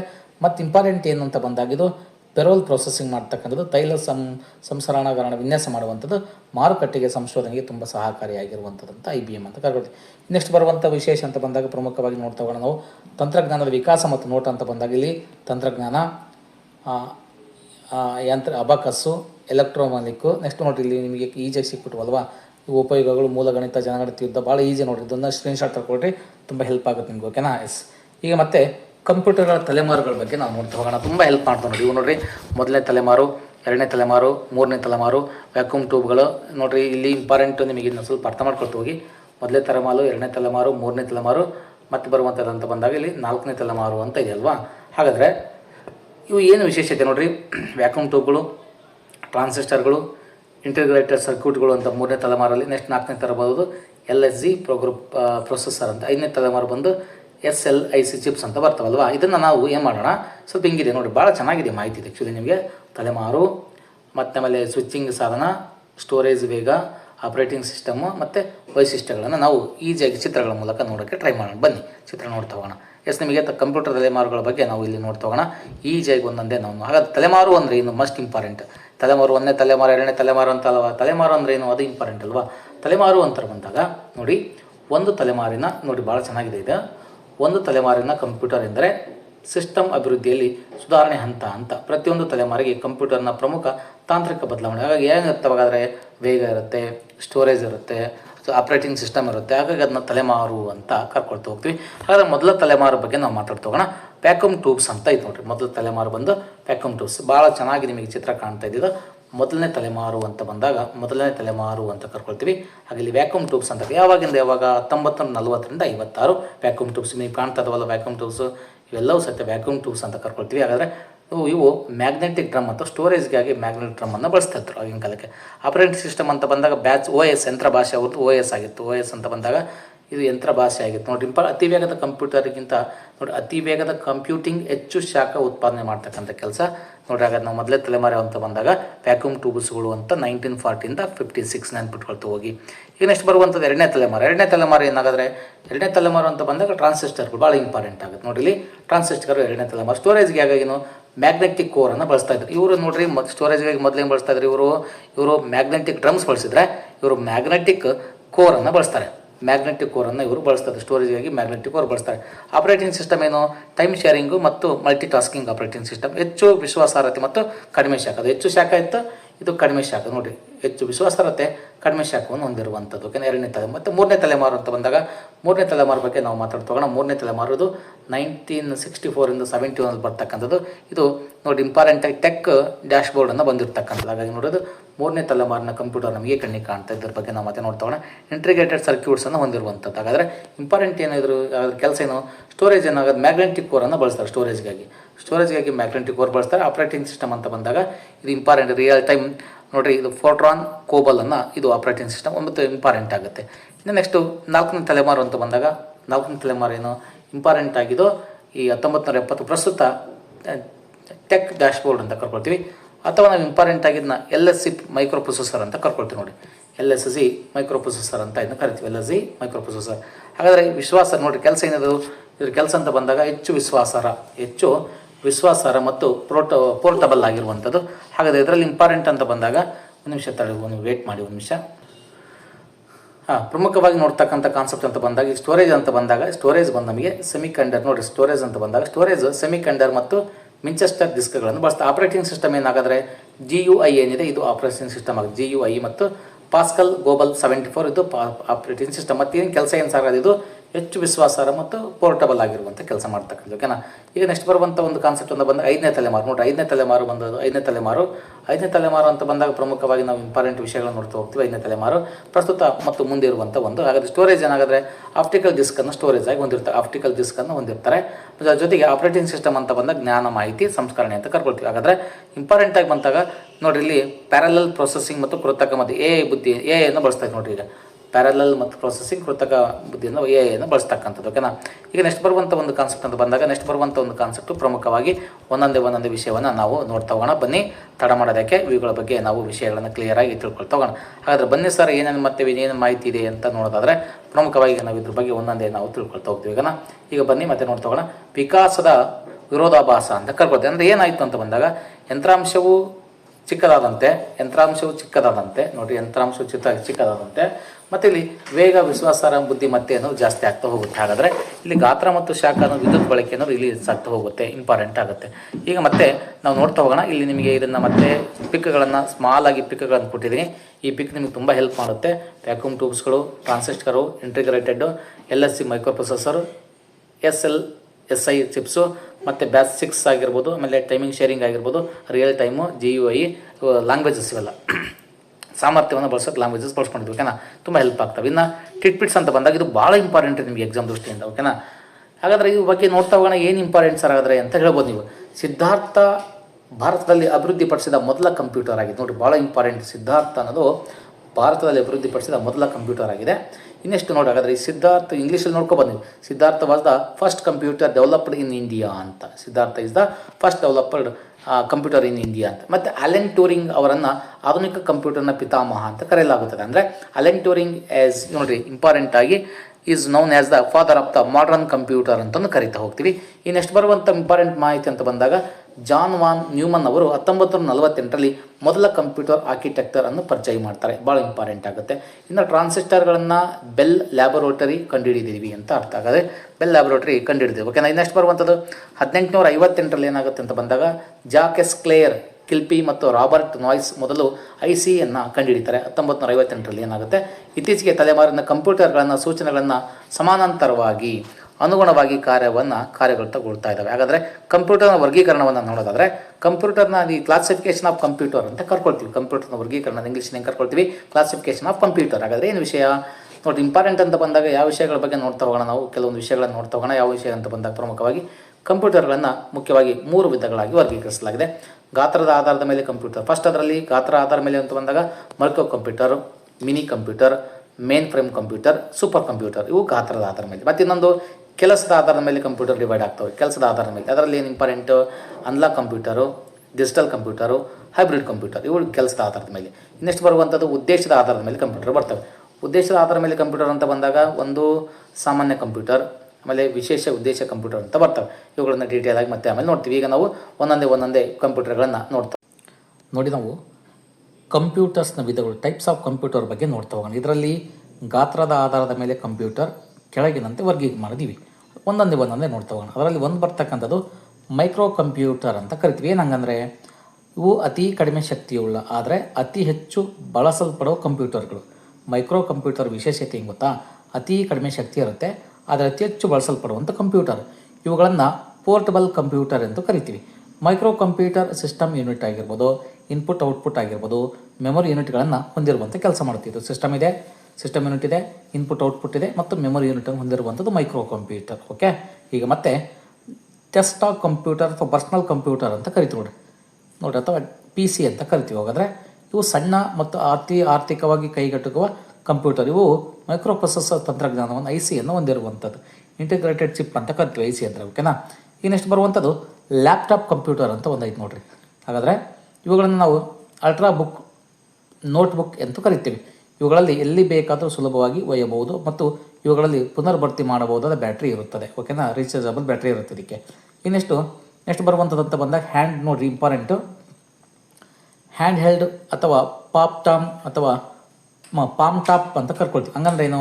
ಇವು ಅತಿ ಚಿಕ್ಕದಾಗಿದ್ದು ಅಂಗೈಯಲ್ಲಿ ಹಿಡಿಯುವಷ್ಟು ಇರುತ್ತವೆ. ಇವುಗಳನ್ನು ಫೋನ್ ಬುಕ್ ಅಥವಾ ಕ್ಯಾಲೆಂಡರ್ಗಳಾಗಿ ಬಳಸುತ್ತಾರೆ. ಇವು ಕೀಬೋರ್ಡ್ ಬದಲಿಗೆ ಪೆನ್ ಬಳಸಿ ಇನ್ಪುಟ್ ಪಡೆಯುತ್ತವೆ. ಉದಾಹರಣೆಗೆ ಹಾಗಾದರೆ ಇವುಗಳು ನೋಡೋದು ಇಂಪಾರ್ಟೆಂಟಾಗಿ PDA ಟ್ಯಾಬ್ಲೆಟ್ಸ್ ಅಂತೇಳಿ ಇವನ್ನ ಕರಿತೀವಿ. ಈಗ ನೆಕ್ಸ್ಟ್ ಬರುವಂಥ ಒಂದು ಕಾನ್ಸೆಪ್ಟ್ ಅಂತ ಬಂದಾಗ ಟ್ಯಾಬ್ಲೆಟ್ ಕಂಪ್ಯೂಟರ್ ಅಂದರೆ ಏನು ಅಂತ. ಟ್ಯಾಬ್ಲೆಟ್ ಕಂಪ್ಯೂಟರ್ ಬಗ್ಗೆ ಮಾತಾಡೋದಾದರೆ ಪ್ರಮುಖವಾಗಿ ಕೆಲವೊಂದು ವಿಷಯಗಳನ್ನು ನಾವು ಹೋಗ್ತೀವಿ. ಟ್ಯಾಬ್ಲೆಟ್ ಕಂಪ್ಯೂಟರ್ ಅಂತೀವಿ. ಹಾಗಾದರೆ ಇವೇನು ನೋಡಿ, ಇವು ನೋಟ್ಬುಕ್ ಕಂಪ್ಯೂಟರ್ಗಳ ವೈಶಿಷ್ಟ್ಯತೆಗಳನ್ನು ಹೊಂದಿದ್ದು ಕೀಬೋರ್ಡ್ ಅಥವಾ ಮೌಸ್ ಬದಲಿಗೆ ಪೆನ್ ಮೂಲಕ ಇನ್ಪುಟ್ ಪಡೆಯುತ್ತವೆ ಅಂತ ಕರಿತೀವಿ. ಈಗ ನೆಕ್ಸ್ಟ್ ಬರುವಂಥ ಕಂಪ್ಯೂಟರ್ ಬಗ್ಗೆ ಮಾತಾಡಿದ್ರೆ ನೋಡಿರಿ, ವರ್ಕ್ ಸ್ಟೇಷನ್ ಕಂಪ್ಯೂಟರ್ ಅಂತ ಕರ್ಕೊಳ್ತಾ ಹೋಗ್ತೀವಿ. ಹಾಗಾದರೆ ಇವು ಏನು ನೋಡಿ, ಪ್ರಮುಖವಾಗಿ ಇವು ವೃತ್ತಿಪರ ಅಥವಾ ವ್ಯವಹಾರದ ಕೆಲಸಗಳಿಗಾಗಿ ಮೀಸಲಾದ ಕಂಪ್ಯೂಟರ್ಗಳಾಗಿವೆ. ಇವು ಗುಣಮಟ್ಟದ ಡಿಸ್ಪ್ಲೇ ಮತ್ತು ವೇಗವಾದ ಪ್ರೊಸೆಸರ್ಗಳನ್ನು ಹೊಂದಿರುವಂಥ ಕೆಲಸ ಮಾಡ್ತವೆ. ಓಕೆನಾ? ಯಾವ ವರ್ಕ್ ಸ್ಟೇಷನ್ ಕಂಪ್ಯೂಟರ್. ಹಾಗಾದರೆ ಕಂಪ್ಯೂಟರ್ನ ವಿಧಗಳಲ್ಲಿ ಮತ್ತೆ ಇನ್ನೊಂದು ಪಾಯಿಂಟ್ ಬರ್ತಕ್ಕಂಥದ್ದು ಯಾವುದು ಅಂತ ಬಂದಾಗ ಒಂದು ಮಿನಿ ಕಂಪ್ಯೂಟರ್ ಅಂತ ಬರುತ್ತೆ ನೋಡಿರಿ. ಏನಿದು ಕೆಲಸ? ಇವು ಮೇನ್ ಕಂಪ್ಯೂಟರ್ ಅಂತ ಬಂದಾಗ ಇವು ಕಂಪ್ಯೂಟರ್ಗಳಿಗಿಂತ ಚಿಕ್ಕ ಗಾತ್ರದಾಗಿರ್ತವೆ, ವೇಗವಾಗಿರುತ್ತವೆ ಮತ್ತು ಕಡಿಮೆ ವೆಚ್ಚವನ್ನು ಹೊಂದಿರುತ್ತವೆ. ಆರಂಭದಲ್ಲಿ ಇವುಗಳನ್ನು ಇಂಜಿನಿಯರಿಂಗ್ ಮತ್ತು CAD ನಂತರ ನಿರ್ದಿಷ್ಟ ಕಾರ್ಯಗಳಿಗಾಗಿ ವಿನ್ಯಾಸಗೊಳಿಸಲಾಗಿತ್ತು. ಆದರೆ ಈಗ ಇವುಗಳನ್ನು ಸರ್ವರ್ ಎಂದು ಕರೆಯಲ್ಪಡುವ ಕೇಂದ್ರ ಕಂಪ್ಯೂಟರ್ಗಳಾಗಿ ಬಳಸಲಾಗುತ್ತದೆ. ಉದಾಹರಣೆಗೆ IBM 17, DEC PDP-11, HP 9000 ಇತ್ಯಾದಿಯಾಗಿ ಇವನ್ನ ಬಳಸ್ತಾ ಇದೀವಿ ನೋಡಿ. ಈಗ ನೆಕ್ಸ್ಟ್ ಬರೋದು ಮೇನ್ ಪ್ರೈಮ್ ಕಂಪ್ಯೂಟರ್ ಅಂತ ಒಂದು ಕರಿತಾ ಹೋಗ್ತೀವಿ. ಹಂಗಂದ್ರೆ ಏನು ಸರ್ ಅಂದರೆ ಇವು ದೊಡ್ಡ ಪ್ರಮಾಣದ ಆಂತರಿಕ ಮೆಮೊರಿ ಸಂಗ್ರಹಣೆ ಮತ್ತು ಸಮಗ್ರ ಸಾಫ್ಟ್ವೇರ್ ಶ್ರೇಣಿಯನ್ನು ಹೊಂದಿವೆ. ಇವು ಇಡೀ ವ್ಯಾಪಾರ ಜಗತ್ತಿಗೆ ಬೆನ್ನೆಲುಬಾಗಿ ಕಾರ್ಯನಿರ್ವಹಿಸುತ್ತವೆ. ಇದು ಅನೇಕ ಜನರು ಒಂದೇ ಸಮಯದಲ್ಲಿ ಕೆಲಸ ಮಾಡಲು ಮಾಡಿಕೊಡುವಂಥ ಒಂದು ಕಂಪ್ಯೂಟರ್ಗಳ ಜಾಲದ ಹೃದಯವಾಗಿದೆ. ಉದಾಹರಣೆಗೆ IBM 370, IBM S-390 ನೋಡಿ, ಯುನಿವ್ಯಾಕ್ 1100 ಅಂತ ಕರ್ಕೊಳ್ತೀವಿ ಇತ್ಯಾದಿ ನಾವು ಇವನ್ನ ಕರಿತಾ ಹೋಗ್ತೀವಿ. ಈಗ ನೆಕ್ಸ್ಟ್ ಬರೋದು ಸೂಪರ್ ಕಂಪ್ಯೂಟರ್ ಅಂತ ಬಂದಿದೆ. ಏನಾಗುತ್ತೆ ಸೂಪರ್ ಕಂಪ್ಯೂಟರ್? ನೋಡು, ಇವು ಅತ್ಯಂತ ವೇಗದ ದುಬಾರಿ ಯಂತ್ರಗಳಾಗಿವೆ. ಇವು ಕಂಪ್ಯೂಟರ್ಗಳಿಗೆ ಹೋಲಿಸಿದರೆ ಇವು ಹೆಚ್ಚಿನ ಪ್ರಕ್ರಿಯೆ ವೇಗವನ್ನು ಹೊಂದಿವೆ. ಇವುಗಳನ್ನು ವೇಗವನ್ನು ಫ್ಲೋಪ್ಸ್ ಅಂತ ಅಥವಾ ಫ್ಲೋಟಿಂಗ್ ಪಾಯಿಂಟ್ ಆಪರೇಟಿಂಗ್ ಪರ್ ಸೆಕೆಂಡಲ್ಲಿ ಅಳೆಯಲಾಗುತ್ತದೆ. ಓಕೆನಾ? ಹಾಗಾದರೆ ಮತ್ತೆ ಬರುವಂಥ ಇಂಪಾರ್ಟೆಂಟ್ ಕಾನ್ಸೆಪ್ಟ್ ಅಂತ ಬಂದಾಗ ಕೆಲವೊಂದು ವಿಷಯಗಳನ್ನು ನಾವು ನೋಡ್ತಾ ಹೋಗ್ತೀವಿ. ಏನು ಸರ್ ಹಾಗಾದರೆ ಇಂಪಾರ್ಟೆಂಟ್ ಅಂತ ಬಂದಾಗ ಹವಾಮಾನ ಮುನ್ಸೂಚನೆ, ಪರಮಾಣು ಸಂಶೋಧನೆ, ವೈಜ್ಞಾನಿಕ ಪ್ರಯೋಗಾಲಯಗಳಂಥ ಕಠಿಣ ಕಾರ್ಯಗಳಿಗೆ ಇವುಗಳನ್ನು ಬಳಸಲಾಗುತ್ತೆ. ಅದರಲ್ಲಿ ಕೆಲವು ಉದಾಹರಣೆಗಳನ್ನು ನಾವು ನೋಡ್ತಾ ಹೋಗ್ತೀವಿ. ಒಂದು ಯಾವುದಂತ ಬಂದಾಗ ಕ್ರೇ 1976ರಲ್ಲಿ ಸಿಮೋರ್ ಆರ್ ಕ್ರೇ ಅನ್ನೋ ಒಂದು ಏನಿದೆ ಅವರಿಂದ ಪರಿಚಯಿಸಲ್ಪಟ್ಟ ವಿಶ್ವದ ಮೊದಲ ಸೂಪರ್ ಕಂಪ್ಯೂಟರ್ ಇದು ನೋಡ್ರಿ. ಕ್ರೈ 1 ಅಂತ ಏನಿದೆ 1976ರಲ್ಲಿ ಸಿಮೋರ್ ಆರ್ ಕ್ರೇ ಅವರಿಂದ ಪರಿಚಯಿಸಲ್ಪಟ್ಟ ಮೊದಲ ಸೂಪರ್ ಕಂಪ್ಯೂಟರ್ ಇದು. ಇನ್ನು ಪರಮ್ ಅಂತ ಇದೆ ನೋಡ್ರಿ, ಪರಮ್ 1990 ಅಂತ ಇದೆ. ಇದು ಭಾರತದಲ್ಲಿ ಅಭಿವೃದ್ಧಿಪಡಿಸಲಾದ ಮೊದಲ ಸೂಪರ್ ಕಂಪ್ಯೂಟರ್. ಪರಮ್ ಒಂದು ಭಾಳ ಇಂಪಾರ್ಟೆಂಟ್, ಭಾಳ ಸಾರಿ ಎಕ್ಸಾಮ್ಸಲ್ಲಿ ಕೇಳಿದ್ದಾರೆ ಇದನ್ನ. ಓಕೆನಾ? ನೆಕ್ಸ್ಟ್ ಬರ್ತಕ್ಕಂಥದ್ದು ಯಾವುದಂತ ಬಂದಾಗ ನೋಡಿರಿ, ಪರಮ್ ಇಶಾನ್ ಅಂತ ಒಂದಿದೆ. ಇದು ಏನು ಕೆಲಸ ಮಾಡುತ್ತೆ? ಸೆಪ್ಟೆಂಬರ್ 20, 2016ರಂದು CDAC ಮತ್ತು IIT ಗುವಾಹಟಿಯಿಂದ ತಯಾರಿಸಲ್ಪಟ್ಟ ಇದು ಪ್ಯಾರಮ್ ಸರಣಿಯಿಂದ ಇತ್ತೀಚೆಗೆ ಯಂತ್ರ ಅಂತ ಇದನ್ನ ಕರಿತಾ ಹೋಗ್ತು. ಓಕೆನಾ? ಈಗ ನೆಕ್ಸ್ಟ್ ಬರ್ತಕ್ಕಂಥದ್ದು ಯಾವುದಂತ ಬಂದಾಗ ಕಂಪ್ಯೂಟರ್ ವಿಧಗಳನ್ನು ನಾವು ನೋಡ್ತಾ ಹೋಗೋಣ. ಟೈಪ್ಸ್ ಆಫ್ ಕಂಪ್ಯೂಟರ್ ಅಂತ ಬಂದಾಗ ಅದರಲ್ಲಿ ನಿಮಗೆ ಹೇಳಿದ್ದೆ ನಾನು ಈ ವಿಧಗಳನ್ನು ಮತ್ತೆ ನಾನು ಇಂಪಾರ್ಟೆಂಟಾಗಿ ಒಂದೊಂದೇ ಡೀಲ್ ಮಾಡ್ತಾ ಹೋಗೋಣ. ಒಂದು ಅನ್ಲಾಕ್ ಕಂಪ್ಯೂಟರ್ ಅಂತ ಒಂದು ಬರುತ್ತೆ ನೋಡ್ರಿ. ಅನ್ಲಾಕ್ ಕಂಪ್ಯೂಟರ್ ಹಂಗಂದ್ರೆ ಏನು? ಅನ್ಲಾಕ್ ಕಂಪ್ಯೂಟರ್ ಅಂದರೆ ಏನು? ಅನ್ಲಾಕ್ ಕಂಪ್ಯೂಟರ್ ಅಂದರೆ ಇವು ಗಣಿತ ಮತ್ತು ತಾರ್ಕಿಕ ಕ್ರಿಯೆಗಳನ್ನು ಡಾಟಾವನ್ನು ಸಂಸ್ಕರಿಸುವ ಮೂಲಕ ನಿರ್ವಹಿಸುವಂಥ. ಉದಾಹರಣೆಗೆ ನೋಡಿ, ಸ್ಪೀಡೋಮೀಟರ್ಗಳಾಗಿರ್ಬೋದು, ಸಿಸ್ಮೋಗ್ರಾಫ್ ಆಗಿರ್ಬೋದು ಇತ್ಯಾದಿ ಅನ್ಲಾಕ್ ಕಂಪ್ಯೂಟರ್ ಅಂತ ಕರೀತಾರೆ. ಓಕೆನಾ. ಈಗ ನೆಕ್ಸ್ಟ್ ಬರುವಂಥದ್ದು ಏನು ಕಾನ್ಸೆಪ್ಟು, ನೆಕ್ಸ್ಟ್ ಬರುವಂಥದ್ದು ಡಿಜಿಟಲ್ ಕಂಪ್ಯೂಟರ್. ಇವು ಬೈನರಿ ಡಿಜಿಟ್ಗಳನ್ನು 0, 1 ಲೆಕ್ಕಾಚಾರ ಮಾಡುವ ಮೂಲಕ ಕೆಲಸ ಮಾಡುತ್ತವೆ.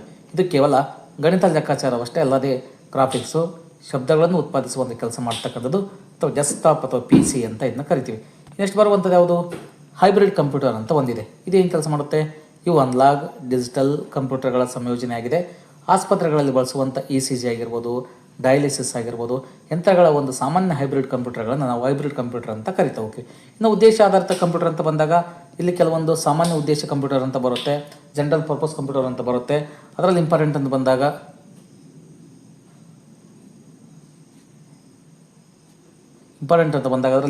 ಬಂದಾಗ ಪ್ರೋಗ್ರಾಮ್ ಆಗಿರ್ಬೋದು, ಸೂಚನೆಗಳನ್ನು ಬದಲಾಯಿಸುವ ಮೂಲಕ ಸಮಸ್ಯೆಗಳನ್ನು ಪರಿಹರಿಸುವುದು, ಇವುಗಳನ್ನು ಬಳಸುವಂಥ ಕೆಲಸ. ಸಣ್ಣ ಡಾಟಾಬೇಸ್ ಆಗಿರ್ಬೋದು, ಲೆಕ್ಕಾಚಾರ ಆಗಿರ್ಬೋದು, ಅಕೌಂಟಿಂಗ್ ಇತ್ಯಾದಿ ಅಂತ ಹೇಳಿದ ಇದನ್ನ ನಾವು ಕರಿತಾ ಹೋಗ್ತೀವಿ. ಓಕೆ. ನೆಕ್ಸ್ಟ್ ಬರುವಂಥದ್ದು ಸ್ಪೆಷಲ್ ಪರ್ಪಸ್ ಕಂಪ್ಯೂಟರ್ ಅಂತ ಕರ್ಕೊಳ್ತೀವಿ. ಏನಾಗಾದರೆ ವಿಶೇಷ ಉದ್ದೇಶಿತ ಕಂಪ್ಯೂಟರ್ ಅಂತ ಕರ್ಕೊಳ್ತೀವಿ. ಏನು ಕೆಲಸ ಮಾಡ್ತವೆ, ವಿಶೇಷ ಉದ್ದೇಶಿತ ಕಂಪ್ಯೂಟರ್ಗಳೇನಿದಾವೆ ಇವು ನಿರ್ದಿಷ್ಟವಾದ ಒಂದೇ ರೀತಿಯ ಸಮಸ್ಯೆಗಳನ್ನು ಬಳಸುವ ಕಂಪ್ಯೂಟರ್ ಆಗಿವೆ. ಉದಾಹರಣೆಗೆ ಸ್ವಯಂಚಾಲಿತ ವಿಮಾನ ಲ್ಯಾಂಡಿಂಗ್ ಆಗಿರ್ಬೋದು, ಮಲ್ಟಿಮೀಡಿಯಾ ಕಂಪ್ಯೂಟರ್ ಇತ್ಯಾದಿ ಆಗಿರ್ಬೋದು ಇದಕ್ಕೆ ಕೆಲಸ ಬಳಸ್ತಾರೆ. ಇನ್ನು ಕ್ವಾಂಟಮ್ ಕಂಪ್ಯೂಟರ್ ಅಂತ ಐತೆ ನೋಡಿ, ಇದು ಭಾಳ ಇಂಪಾರ್ಟೆಂಟ್ ಆಗುತ್ತೆ. ಕ್ವಾಂಟಮ್ ಕಂಪ್ಯೂಟರ್ ಅಂದರೆ ಏನು ನೋಡಿ, ಇದನ್ನು ಮೊದಲು ರಿಚರ್ಡ್ ಫೆನ್ಮನ್ ಅನ್ನೋರು ಪರಿಚಯಿಸ್ತಾರೆ. ಇದು ಕ್ವಾಂಟಮ್ ಮೆಕ್ಯಾನಿಕಲ್ ವಿದ್ಯಮಾನಗಳನ್ನು ಬಳಸಲಾಗುತ್ತದೆ. ಇದು ಮಾನವನ ಮೆದುಳಿನ ಕಾರ್ಯವೈಖರಿಯನ್ನು ಅನುಕರಿಸುವ ವೇಗದ ಕಂಪ್ಯೂಟರ್ ಅಂತ ಕರ್ಕೊಳ್ತೀವಿ, ಕ್ವಾಂಟಮ್ ಕಂಪ್ಯೂಟರ್. ಇನ್ನು ನ್ಯಾನೋ ಕಂಪ್ಯೂಟರ್ ಅಂತ ಒಂದು ಬರುತ್ತೆ. ನ್ಯಾನೋ ಕಂಪ್ಯೂಟರ್ ಅಂದರೆ ಏನು ನೋಡಿ, ಇದು ಮೈಕ್ರೋ ಕಂಪ್ಯೂಟರ್ಗಿಂತ ಚಿಕ್ಕದಾದ ಕಂಪ್ಯೂಟರನ್ನು ಬಳಸುವ ಸಾಮಾನ್ಯ ಪದವಾಗಿದೆ.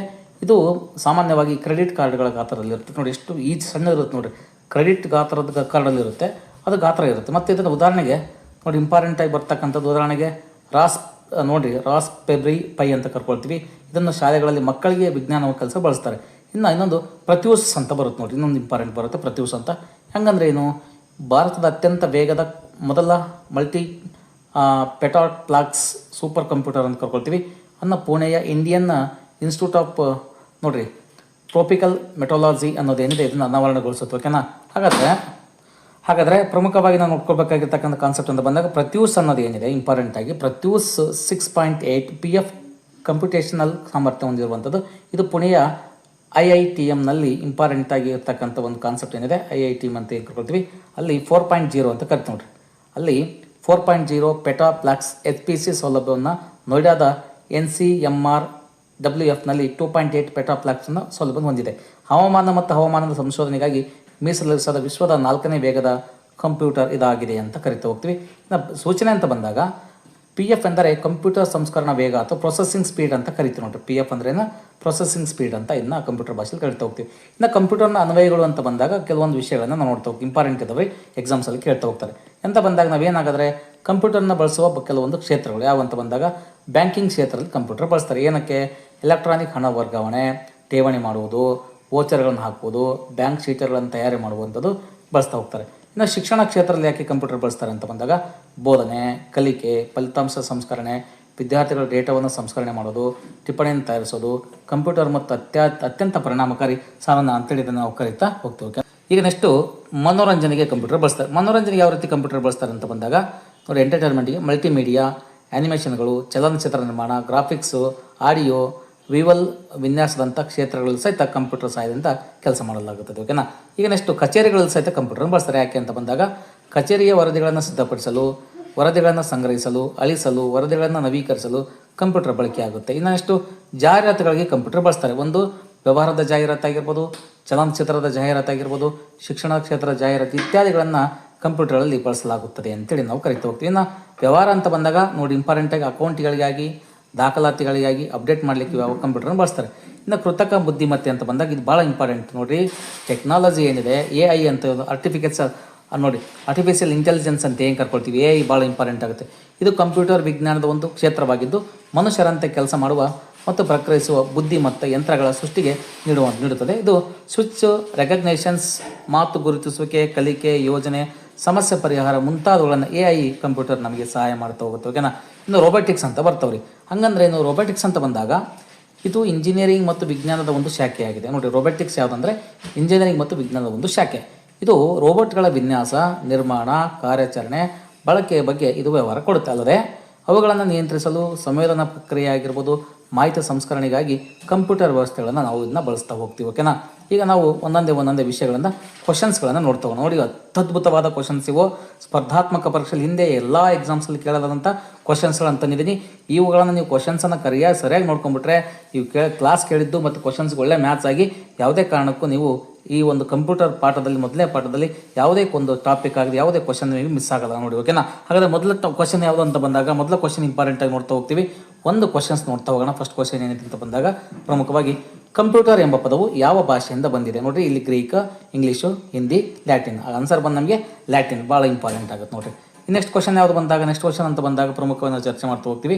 ನೆಕ್ಸ್ಟ್ ಕ್ವಶನ್ ಯಾವುದು ಅಂತ ಬಂದಾಗ ನೋಡಿ, ಇಲ್ಲಿ ಇನ್ಪುಟ್ಟು, ಔಟ್ಪುಟ್ಟು, ಪ್ರೊಸೆಸ್ಸು ಒಟ್ಟಾಗಿ ಯಾವುದನ್ನು ಪ್ರತಿನಿಧಿಸುತ್ತದೆ ಅಂತ ಬಂದಾಗ ಯಾವುದಂತ ಬಂದಾಗ ಮೊಬೈಲ್ ಸಾಧನ ಇಂಪಾರ್ಟೆಂಟ್, ಮಾಹಿತಿ ಸಂಸ್ಕರಣೆ, circuit, board, computer system. Answer ಬಂದು ನಮಗೆ ಇನ್ಪುಟ್ ಔಟ್ಪುಟ್ ಅನ್ನೋದು ಏನು ಒಂದು ಸಿಸ್ಟಮ್ ಅಂತೇಳಿ ಇದನ್ನ ಕರಿತಾ ಹೋಗ್ತೀವಿ. ಓಕೆನಾ. ಈಗ ನೆಕ್ಸ್ಟ್ ಬರುವಂಥ ಮತ್ತೊಂದು ಕ್ವಶನ್ಸ್ ಅಂತ ಬಂದಾಗ ಮತ್ತೊಂದು ಕ್ವಶನ್ಸ್ ಬಗ್ಗೆ ನೋಡ್ತಾ ಹೋಗೋಣ ನಾವು. ಮತ್ತೊಂದು ಕ್ವಶನ್ಸ್ ಯಾವುದು ಅಂತ ಬಂದಾಗ ಪ್ರಮುಖವಾಗಿ ನಾವು ನೋಡ್ತಾ ಹೋಗೋಣ ನಾವು. ಕಂಪ್ಯೂಟರ್ 4 ಪ್ರಮುಖ ಕಾರ್ಯಗಳು ಸರಿಯಾದ ಕ್ರಮವನ್ನು ಗುರುತಿಸಿ ಅಂತ ಇದೆ ನೋಡಿರಿ. Input, process, output, storage. ಭಾಳ ಇಂಪಾರ್ಟೆಂಟ್ ಇದೆ. ಇನ್ಪುಟ್ಟು ನೋಡಿ, ಇನ್ಪುಟ್ ನೋಡಿರಿ. First input, process, output, storage. ಹಾಗಾದ್ರೆ 4ನೇ ಅಂಶ ಸರಿ ಆಗುತ್ತೆ ನೋಡಿರಿ. ಯಾಕಂದ್ರೆ ನೋಡಿ, ಫಸ್ಟ್ ಇನ್ಪುಟ್ ಮಾಡ್ತೀವಿ, ಪ್ರೊಸೆಸ್ ಆಗುತ್ತೆ, ಔಟ್ಪುಟ್ ಆಗುತ್ತೆ, ಸ್ಟೋರೇಜ್ ಆಗುತ್ತೆ. ಇದು ಇಂಪಾರ್ಟೆಂಟ್ ರೀ. ಭಾಳ ಸರಿ ಎಕ್ಸಾಮ್ಸಲ್ಲಿ ಕೇಳಿದ್ರೆ ಭಾಳ ಇಂಪಾರ್ಟೆಂಟ್ ಇವೆಲ್ಲ ಕ್ವಶನ್ಸು. ಓಕೆನಾ. ಈಗ ಮತ್ತೊಂದು ಬರುವಂಥ ಕ್ವಶನ್ ನೋಡ್ತಾ ಹೋಗೋಣ ನಾವು. ಡಾಟಾವನ್ನು ಸಂಗ್ರಹಿಸಿ ಅದನ್ನು ಪರಿವರ್ತಿಸುವುದನ್ನು ಏನೆಂದು ಕರೀತಾರೆ ಅಂತ ಇದೆ ನೋಡಿ. ಭಾಳ ಇಂಪಾರ್ಟೆಂಟ್. ಪ್ರೊಸೆಸಿಂಗು, ಕಂಪೈಲಿಂಗು, ಇಂಟರ್ಪ್ರೋಟಿಂಗು, ನೋಡಿ ಎಕ್ಸ್ಪೋರ್ಟಿಂಗು ಯಾವುದೂ ಅಲ್ಲ, ಪ್ರೊಸೆಸಿಂಗ್ ಅಂತ ಕರ್ಕೊಳ್ತೀವಿ.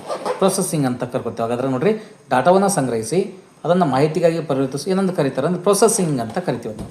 ಅಂತ ಕರ್ಕೊಳ್ತೀವಿ. ಓಕೆನಾ. ಈಗ ನೆಕ್ಸ್ಟ್ ಬರುವಂಥ ಒಂದು ಕಾನ್ಸೆಪ್ಟು. ಈಗ ನೋಡಿ, ನೆಕ್ಸ್ಟ್ ಬರುವಂಥ ಒಂದು ಕ್ವಶನ್ ನೋಡ್ತಾ ಹೋಗೋಣ ನಾವು. ನೆಕ್ಸ್ಟ್ ಬರುವಂಥ ಕ್ವಶನ್ ಯಾವುದಂತ ಬಂದಾಗ ನೋಡಿ ಭಾಳ ಇಂಪಾರ್ಟೆಂಟ್ ಕ್ವಶನ್ ಇದೆ ಇದು. ಕಂಪ್ಯೂಟರ್ನಿಂದ ಮಾಡಲಾದ ಕೆಲಸ ಯಾವುದು? ಮಾಡಲಾಗದ ಕೆಲಸ ಅಂತ. ಮಾಡಲಾಗದ ಕೆಲಸ ಯಾವುದು? ಇನ್ಪುಟ್ ಮಾಡ್ತೀವಿ, ಕಂಪ್ಯೂಟರ್ ಮಾಡುತ್ತೆ. ಔಟ್ಪುಟ್ ಮಾಡುತ್ತೆ, ಪ್ರೊಸೆಸಿಂಗ್ ಮಾಡುತ್ತೆ. ಯೋಚಿಸುವ ಕೆಲಸವನ್ನು ಕಂಪ್ಯೂಟರ್ ಮಾಡೋದಿಲ್ಲ. ಹಾಗಾಗಿ ಆನ್ಸರು ಯೋಚಿಸುವುದು ಅಂತ. ಇದು ನೋಡಿ, ಎಲ್ಲ ಎಕ್ಸಾಮ್ಸಲ್ಲಿ ಕೇಳಿರುವಂಥ ಕ್ವಶನ್ಸ್ ಇವೆಲ್ಲ. ನೆಕ್ಸ್ಟ್ ಬರುವಂಥ ಕ್ವಶನ್ ಏನು ಇಂಪಾರ್ಟೆಂಟ್ ನೋಡ್ಬೋದು ಹೋಗೋಣ. ಕ್ವಶನ್ ಯಾವುದಂತ ಬಂದಾಗ ನೋಡಿ, ಕಂಪ್ಯೂಟರ್ ಈ ಕೆಳಗಿನ ಯಾವ ಕಾರ್ಯವನ್ನು ನಿರ್ವಹಿಸಲು ಸಾಧ್ಯವಿಲ್ಲ? ಅದು ಕೂಡಿಸುವುದು ಮಾಡುತ್ತೆ, ಕಳೆಯುವುದು ಮಾಡುತ್ತೆ, ಕೇಕ್ ಬೇಕ್ ಮಾಡುವುದಿಲ್ಲ, ಮತ್ತು ಭಾಗಾಕಾರ ಮಾಡುತ್ತೆ. ಆಗ ಯಾವುದಲ್ಲ. ಹಾಗಾದ್ರೆ ಆನ್ಸರ್ ಯಾವುದ್ರೆ ಕೇಕ್ ಬೇಕ್ ಮಾಡುವ ಕೆಲಸವನ್ನು ಮಾಡೋದಿಲ್ಲ ಕಂಪ್ಯೂಟರ್. ಓಕೆನಾ. ನೋಡಿ, ಇಂಪಾರ್ಟೆಂಟ್ ಆಗುತ್ತೆ. ಕೇಕ್ ಬೇಕ್ ಕೆಲಸವನ್ನು ಕಂಪ್ಯೂಟರ್ ಮಾಡುವುದಿಲ್ಲ. ಓಕೆನಾ. ಇಂಪಾರ್ಟೆಂಟ್ ಆಗುತ್ತೆ. ಈಗ ನೆಕ್ಸ್ಟ್ ಬರುವಂಥ ಒಂದು ಕಾನ್ಸೆಪ್ಟ್, ನೆಕ್ಸ್ಟ್ ಕ್ವಶನ್ ನೋಡ್ತಾ ಹೋಗೋಣ ನಾವು ಎಕ್ಸಾಮ್ ದೃಷ್ಟಿಯಿಂದ. ಈಗ ನೋಡಿ, ಇಂಪಾರ್ಟೆಂಟ್ ಕ್ವಶನ್ ಇದೆ ಒಂದು. ಈ ಕ್ವಶನ್ಸ್ ನೋಡ್ತಾ ಹೋಗೋಣ ನಾವು. ಏನಂತ ಬಂದಾಗ ಭಾಗದ ಸಂಖ್ಯೆ, ವಿವರಣೆ, ಆರ್ಡರ್ ಮಾಡಿದ ಭಾಗಗಳ ಸಂಖ್ಯೆ ಯಾವುದಕ್ಕೆ ಉದಾಹರಣೆ ಅಂತ ನೋಡಿ. Important. Controller, output, processing, feedback, input. Answer ಬಂದು ಇನ್ಪುಟ್ ಅಂತಂದರೆ ನೋಡಿರಿ, ಭಾಗದ ಸಂಖ್ಯೆ, ವಿವರಣೆ, ಆರ್ಡರ್ ಮಾಡಿದ ಭಾಗಗಳ ಸಂಖ್ಯೆ ಯಾವುದಕ್ಕೆ ಉದಾಹರಣೆ ಅಂತ ಬಂದಾಗ ಇಂಪಾರ್ಟೆಂಟ್ ಇನ್ಪುಟ್. ನಾವು ಅದು ಆರ್ಡರ್ ಮಾಡ್ತಾ ಇದ್ದೀವಿ. ಯಾವುದಕ್ಕೆ? ಕಂಪ್ಯೂಟರ್ಗೆ ನಾವು ಆರ್ಡರ್ ಮಾಡ್ತಾಯಿದ್ವಿ. ನೋಡಿ, ಅದಕ್ಕೆ ನಾವು ಆರ್ಡರ್ ಮಾಡ್ತಾಯಿದ್ವಿ, ಭಾಗದ ಸಂಖ್ಯೆ ಕೊಡ್ತಾಯಿದ್ವಿ, ಉದಾಹರಣೆ ಕೊಡ್ತಾಯಿದ್ವಿ. ಯಾವುದಕ್ಕೆ? ಹಾಗಾಗಿ ಇನ್ಪುಟ್ ಮಾಡ್ತಾಯಿದ್ವಿ. ಯಾವುದಕ್ಕೆ? ಇನ್ಪುಟ್ ಮಾಡ್ತಾಯಿದ್ವಿ. ಆನ್ಸರ್ ಯಾವುದು? ಇನ್ಪುಟ್ ಅಂತ ಕರ್ಕೊಳ್ತೀವಿ. ನೆಕ್ಸ್ಟ್ ಬರುವಂಥ ಒಂದು ಕ್ವಶನ್ ಏನು, ಕಂಪ್ಯೂಟರ್ ಪ್ರಯೋಜನಗಳು ಯಾವುವು ಅಂತ ಕೊಟ್ಟಿದ್ದಾರೆ. ಆನ್ಸರ್ ಬಂದು ನಮಗೆ ನೋಡಿರಿ, ಭಾಳ ಇಂಪಾರ್ಟೆಂಟ್ ಕ್ವಶನ್ಸ್ ಇದೆ ಇಲ್ಲಿ. ಅತಿ ವೇಗದ ಹೆಚ್ಚಿನ ಡಾಟಾವನ್ನು ಸಂಗ್ರಹಿಸುವ ಸಾಮರ್ಥ್ಯ, ವೆರಿ ಇಂಪಾರ್ಟೆಂಟ್. ಇನ್ಪುಟ್ ಸರಿಯಾಗಿದ್ದರೂ ಇಲ್ಲದಿದ್ದರೂ ನಿಖರವಾದ ಔಟ್ಪುಟ್ ಇಲ್ಲ. ಇನ್ಪುಟ್ ಸರಿಯಾಗಿರಬೇಕು, ಅದು ಕೊಡಲಿಲ್ಲ ಅಂದರೆ. ಪ್ರೊಸೆಸಿಂಗ್ ಬಗ್ಗೆ ಹೆಚ್ಚಿಸುತ್ತದೆ, ಕರೆಕ್ಟು. ಮೇಲಿನೆಲ್ಲವೂ ಆಗೋದು ನೋಡಿ. ಅತಿ ವೇಗ, ಹೆಚ್ಚು ಮತ್ತು ಹೆಚ್ಚಿನ ಡಾಟಾವನ್ನು ಸಂಗ್ರಹಿಸುವ ಸಾಮರ್ಥ್ಯ ಹೊಂದಿರುವಂಥದ್ದು ಯಾವುದ್ರಿ? ಕಂಪ್ಯೂಟರ್ ಅಂತ ಕರಿತೀವಿ. ನೆಕ್ಸ್ಟ್ ಬರ್ತಕ್ಕಂಥ ಕ್ವಶನ್ ಬಗ್ಗೆ ನೋಡೋದಾದ್ರೆ ನೆಕ್ಸ್ಟ್ ಬರುವಂಥ ಕ್ವಶನ್ ಯಾವುದ್ರಿ ನೋಡಿ, ಇಂಪಾರ್ಟೆಂಟ್ ಕ್ವಶನ್ಸ್ ನಮಗೆ ನೋಡ್ತಾ ಹೋಗ್ತೀವಿ. ನೋಡಿ, A collection of unprocessed items is ಅಂತ ಇದೆ. ಅಂದರೆ ಕ್ವಶನ್ ಏನಾಗಾದರೆ ಸಂಸ್ಕರಿಸಿದ ವಸ್ತುಗಳ ಸಂಗ್ರಹ ಅಂತ ಇದೆ ನೋಡಿ. ಸಂಸ್ಕರಿಸಿದ ವಸ್ತುಗಳ ಸಂಗ್ರಹ ಯಾವುದಾಗಾದರೆ ಇನ್ಫಾರ್ಮೇಷನ್ನು, ಡಾಟಾ, ಮೆಮೊರಿ, ರಿಪೋರ್ಟ್ಸ್. ಹಾಗಾದ್ರೆ ನೋಡಿ, ಡಾಟಾ ಅಲ್ವಾ, ನಾವು ಡಾಟಾವನ್ನು ಕೊಡ್ತೀವಿ. ಹಾಗಾಗಿ ಸಂಸ್ಕರಿಸಿದ ವಸ್ತುಗಳ ಸಂಗ್ರಹ ಅಂದರೆ ಡಾಟಾ, ದತ್ತಾಂಶ ಅಂತ ಕೊಡ್ತಾ ಹೋಗ್ತೀವಿ. ಈಗ ನೆಕ್ಸ್ಟ್ ಬರ್ತಕ್ಕಂಥ ಮತ್ತೊಂದು ಕ್ವಶನ್ ಏನಾಗಾದರೆ ಮತ್ತೊಂದು ಕ್ವಶನ್ ಅಂತ ಬಂದಾಗ ಇವುಗಳನ್ನು ಒಂದೊಂದೇ ನಾವು ನೋಡ್ತಾ ಹೋಗೋಣ. ಕ್ವಶನ್ಗಳ ಬಗ್ಗೆ ತಿಳ್ಕೊಳ್ತಾ ಹೋಗೋಣ. ಒಂದು ನೋಡಿರಿ, ಕೆಳಗಿನವುಗಳಲ್ಲಿ ಯಾವುದು ಇನ್ಪುಟ್, ಪ್ರೊಸೆಸಿಂಗ್, ಔಟ್ಪುಟ್ ಮತ್ತು ಸಂಗ್ರಹಿಸುವುದನ್ನು ಒಳಗೊಂಡಿದೆ? ಹಾಗಾದರೆ ಯಾವುದಾಗಾದರೆ ನೋಡಿರಿ, ಡಾಟಾ, ದತ್ತಾಂಶ, ಅದು ಆನ್ಸರ್ ಆಗುತ್ತೆ. ನೆಕ್ಸ್ಟ್ ಬರುವಂಥ ಕ್ವಶನ್ ಯಾವುದು ನೋಡಿರಿ. ನೆಕ್ಸ್ಟ್ ಕ್ವಶನ್ ನಮಗೆ ಡ್ಯಾಶ್ ಅಂತ ಇದೆ. ಡ್ಯಾಶ್ ಎಂದರೆ ವ್ಯವಸ್ಥಿತವಾಗಿ ಮತ್ತು ಅರ್ಥಪೂರ್ಣವಾಗಿ ಪ್ರಸ್ತುತಪಡಿಸಲಾದ ಒಂದು ದತ್ತಾಂಶ ಅಂತ. ವ್ಯವಸ್ಥಿತವಾಗಿ ಮತ್ತು ಅರ್ಥಪೂರ್ಣವಾಗಿ ಪ್ರಸ್ತುತಪಡಿಸಲಾದ ಒಂದು ದತ್ತಾಂಶ ಅಂತ ಬಂದಾಗ ಇದು ಮಾಹಿತಿ, ಇನ್ಫಾರ್ಮೇಷನ್ ಅಂತ ಆನ್ಸರ್ ಆಗುತ್ತೆ ನೋಡಿ. ಈಗ ನೆಕ್ಸ್ಟ್ ಬರುವಂಥ ಮತ್ತೊಂದು ಕ್ವಶನ್ ಬಗ್ಗೆ ನೋಡೋದಾದ್ರೆ ಮತ್ತೊಂದು ಕ್ವಶನ್ ಆಗಿದ್ರೆ ಏನು ನೋಡಿರಿ, ಈ ಕಂಪ್ಯೂಟರನ್ನು ಚಲಾಯಿಸಲು ಬಳಸುವ ದತ್ತಾಂಶ ಮತ್ತು ಮಾಹಿತಿಯನ್ನು ಹೀಗೆ ಕರೆಯುತ್ತಾರೆ ಅಂತ. ಆನ್ಸರ್ ಬಂದು ನಮಗೆ ಸಾಫ್ಟ್ವೇರ್ ಅಂತ ಕರಿತೀವಿ ನೋಡಿ. ಹಾಗಾಗಿ ಒಂದು ಸಾಫ್ಟ್ವೇರ್, ಅದಕ್ಕೆ ಹಾರ್ಡ್ವೇರು, CPU, ನೆಕ್ಸ್ಟ್ ಪ್ರೆನಾಪ್ರಿಯಲ್ಲು ಸಾಫ್ಟ್ವೇರ್ ಅಂತ ಆನ್ಸರ್ ಬಂದು ನಮಗೆ ಸಾಫ್ಟ್ವೇರ್ ಅಂತ ಕರಿತೀವಿ. ಓಕೆನಾ. ಈಗ ನೆಕ್ಸ್ಟ್ ಬರುವಂಥ ಕ್ವಶನ್ ಯಾವುದು ನೋಡಿ, ಇಂಪಾರ್ಟೆಂಟ್. ದತ್ತಾಂಶವನ್ನು ಸಂಸ್ಕರಿಸಲು ಅಗತ್ಯವಿರುವ ಹಂತಗಳು ಮತ್ತು ಕಾರ್ಯಗಳನ್ನು ಹೀಗೆ ಕರೆಯುತ್ತಾರೆ. ಆನ್ಸರ್ ಬಂದು ನಮಗೆ ಯಾವುದು ಅಂತ ಬಂದಾಗ ನೋಡಿ, ಇಂಪಾರ್ಟೆಂಟ್ ಸೂಚನೆಗಳು ಅಂತೇಳಿ ಕರಿತಾ ಹೋಗ್ತಾರೆ. ಸೂಚನೆಗಳು, ಬೇರೆ ಆಪ್ಷನ್ಗಳು ತಲೆ ಕೆಡಿಸ್ಕೊಬೇಡಿ, ಸೂಚನೆ ನೋಡ್ತಾ ಹೋಗಿ. ಈಗ ನೆಕ್ಸ್ಟ್ ಬರುವಂಥ ಕ್ವಶನ್ ಏನಾಗಾದ್ರೆ ನೆಕ್ಸ್ಟು ನೋಡಿ, ಇಂಪಾರ್ಟೆಂಟಾಗಿ ಅತ್ಯಂತ ಹಳೆಯ ಲೆಕ್ಕಾಚಾರದ ಸಾಧನ ಯಾವುದು ನೋಡಿ, ಅಬಕಸ್ ಅಲ್ವಾ. ಅತ್ಯಂತ ಹಳೆಯ ಲೆಕ್ಕಾಚಾರ ಸಾಧನ ಅಬಕಸ್. ಓಕೆ, ನೋಡಿ ಚೆನ್ನಾಗಿದೆ ಕ್ವಶನ್. ಈಗ ನೆಕ್ಸ್ಟ್ ಬರುವಂಥ ಕಾನ್ಸೆಪ್ಟ್ ಏನು ಕ್ವಶನ್ ಆಗಿದ್ರೆ ನೋಡಿ, ಅಬಕಸ್ ಕೆಳಗಿನ ಮಾಡಬಲ್ಲದು ಏನು ಮಾಡಬಲ್ಲದು ನೋಡಿರಿ, ಇಂಪಾರ್ಟೆಂಟಾಗಿ ಅದು ಕೂಡುವಿಕೆ ಕೆಲಸ ಮಾಡುತ್ತೆ, ಕಳೆಯುವಿಕೆ ಕೆಲಸ ಮಾಡುತ್ತೆ, ಬೋತ್ 1 ಮತ್ತು 2 ಕೆಲಸ ಮಾಡುತ್ತೆ ನೋಡಿ. ಹಾಗಾಗಿ ಇದು ಬೋತ್ 4 ಅಂತ ನಾವು ಕರಿತಾ ಹೋಗ್ತೀವಿ. ಓಕೆನಾ. ನೆಕ್ಸ್ಟ್ ಬರುವಂಥದ್ದು ಕಂಪ್ಯೂಟರ್ನ ಇತಿಹಾಸ ಪ್ರಶ್ನಾವಳಿಯಲ್ಲಿ ನೆಕ್ಸ್ಟ್ ಬರುವಂಥ ಕ್ವಶನ್ ಯಾವುದಂತ ಬಂದಾಗ ತುಂಬ ಕ್ವಶನ್ ಚೆನ್ನಾಗಿದೆ ನೋಡಿ. ನೇಪಿಯರ್ ಲೆಕ್ಕಾಚಾರದ ತಂತ್ರಜ್ಞಾನವನ್ನು ಏನಂತ ಕರೀತಾರೆ? ನಿಮಗೆ ಹೇಳಿದ್ದೆ ನಾನು ಆಲ್ರೆಡಿ ಇದನ್ನ ನೋಡಿ. ಇಂಪಾರ್ಟೆಂಟಾಗಿ ಕರೀತಕ್ಕಂಥದ್ದನ್ನು ರಾಬ್ಡೋಲಜಿಯಾ ಅಂತ ಕರೀತಾರೆ ನೋಡಿರಿ. ನೇಪಿಯರ್ನ ಲೆಕ್ಕಾಚಾರ ತಂತ್ರಜ್ಞಾನ ಏನು ಕರೀತಾರೆ? ರಾಬ್ಡೋಲಜಿಯಾ ಅಂತೇಳಿ ಕರೀತಾರೆ. ಓಕೆನಾ. ಈಗ ನೆಕ್ಸ್ಟ್ ಬರುವಂಥ ಒಂದು ಕ್ವಶನ್ ಅಂತ ಬಂದಾಗ ನೋಡಿ, ಪ್ಯಾಸ್ಕಲೈನ್ ಅನ್ನೋ ಇನ್ನೊಂದು ಹೆಸರಿಂದ ಏನಂತ ಕರೀತಾರೆ ಅಂತ ಇದೆ. ಅದು ಇಂಪಾರ್ಟೆಂಟ್, ಆ್ಯಡಿಂಗ್ ಮೆಷೈನ್ ಅಂತ ಕರಿತಾ ಹೋಗ್ತಾರೆ ನೋಡಿರಿ. ಓಕೆನಾ. ಆ್ಯಡಿಂಗ್ ಮೆಷಿನ್ ಅಂತ ಕರೀತಾರೆ. ಈಗ ನೆಕ್ಸ್ಟ್ ಒಂದು ಕ್ವಶನ್ ಇದೆ, ಅದು ಅದ್ಭುತವಾದ ಕ್ವಶನ್ ಆಗುತ್ತೆ ನೋಡಿರಿ. ಪಂಚ್ ಕಾರ್ಡ್ಗಳನ್ನು ಮೊದಲಿಗೆ ಪರಿಚಯಿಸಿದವರು ಯಾರು ಅಂತ ಇದೆ. ನೋಡಿರಿ, ಹಾಗಾದರೆ ಜಾನ್ ಕ್ವಾರ್ಡ್ ಅಂತ ಕರ್ಕೊಳ್ತಾ ಹೋಗ್ತೀವಿ ನೋಡಿ. ಜಾನ್ ಕ್ವಾರ್ಡ್ ಪಂಚ್ ಕಾರ್ಡ್ ಅಂತ ನೆನ್ಪಿಟ್ಕೊಳ್ತಾ ಹೋಗಿ. ನೆಕ್ಸ್ಟ್ ಬರುವಂಥ ಕ್ವಶನ್ ಏನು, ಕಂಪ್ಯೂಟರ್ನ ಪಿತಾಮ ಎಂದು ಯಾರನ್ನು ಕರೀತಾರೆ ನೋಡಿ. Important, Charles Babbage. ಭಾಳ ಇಂಪಾರ್ಟೆಂಟ್, ಪದೇ ಪದೇ ಕೇಳಿದ್ದಾರೆ, ಹುಷಾರು. ಈಗ ನೆಕ್ಸ್ಟ್ ಬರುವಂಥ ಕ್ವಶನ್ ಏನು ನೋಡಿ, ಕ್ವಶನ್ ಎಷ್ಟು ಚೆನ್ನಾಗಿದೆ. ಅನಾಲಿಟಿಕಲ್ ಇಂಜಿನನ್ನು ಅಭಿವೃದ್ಧಿಪಡಿಸಿದವರು ಯಾರು ಅಂತ ಇದೆ. ಇಂಪಾರ್ಟೆಂಟ್, ಚಾರ್ಲ್ಸ್ ಬೇಬೇಜ್ ಅವರೇ ಇದನ್ನು ಅನಾಲಿಟಿಕಲ್ ಇಂಜಿನನ್ನು ಪರಿಚಯ ಮಾಡ್ತಾರೆ ನೋಡಿ. ಇದು ಒಂದು ಕ್ವಶನ್ ಅದ್ಭುತವಾಗಿದೆ. ನೆಕ್ಸ್ಟ್ ಬರುವಂಥ ಕ್ವಶನ್ ಏನು, ಅನಾಲಿಟಿಕಲ್ ಇಂಜಿನನ್ನು ತನ್ನ ಮೆಮೊರಿ ಘಟಕವಾಗಿ ಯಾವುದನ್ನು ಬಳಸಲಾಗುತ್ತದೆ? ಅದು ಇಂಪಾರ್ಟೆಂಟ್, ಕೌಂಟರ್ ವೀಲ್ಸ್ ಅಂತ ಕರಿತಾ ಹೋಗ್ತೀವಿ. Answer counter wheels. ನೆಕ್ಸ್ಟ್ ಬರ್ತಕ್ಕಂಥ ಕ್ವಶನ್ ಯಾವುದಾಗಾದರೆ ನೋಡಿ, ಟ್ಯಾಬ್ಲೆಟಿಂಗ್ ಮೆಷಿನ್ ಅನ್ನು ಅಭಿವೃದ್ಧಿಪಡಿಸಿದ ಮೊದಲ ಎಲೆಕ್ಟ್ರೋ ಮೆಕಾನಿಕಲ್ ಯಂತ್ರ ಯಾವುದು ಅಂತ ಇದೆ. ಆನ್ಸರ್ ಬಂದು ನಮಗೆ ಹರ್ಮನ್ ಹೆಲೋರೆತ್ ಅಂತ ಐತೆ ನೋಡಿರಿ. ಇದು ಭಾಳ ಇಂಪಾರ್ಟೆಂಟ್ ಆಗುತ್ತೆ. ಈಗ ನೆಕ್ಸ್ಟ್ ಬರುವಂಥ ಕ್ವಶನ್ ಬಗ್ಗೆ ನೋಡ್ತಾ ಹೋಗೋಣ.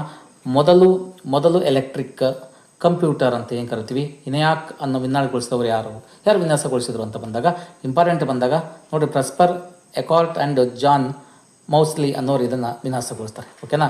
ಈಗ ನೆಕ್ಸ್ಟ್ ಬರುವಂಥ ಒಂದು ಪ್ರಶ್ನೆ ಯಾವುದಂತ ಬಂದಾಗ ಪ್ರಮುಖವಾದ ಪ್ರಶ್ನೆ, ಶೇಖರಣಾ ಸೌಲಭ್ಯ ಸ್ಟೋರೇಜ್ ಒದಗಿಸಿದ ಮೊದಲ ಕಂಪ್ಯೂಟರ್ ಯಾವುದು ಅಂತ ಇದೆ ನೋಡಿರಿ.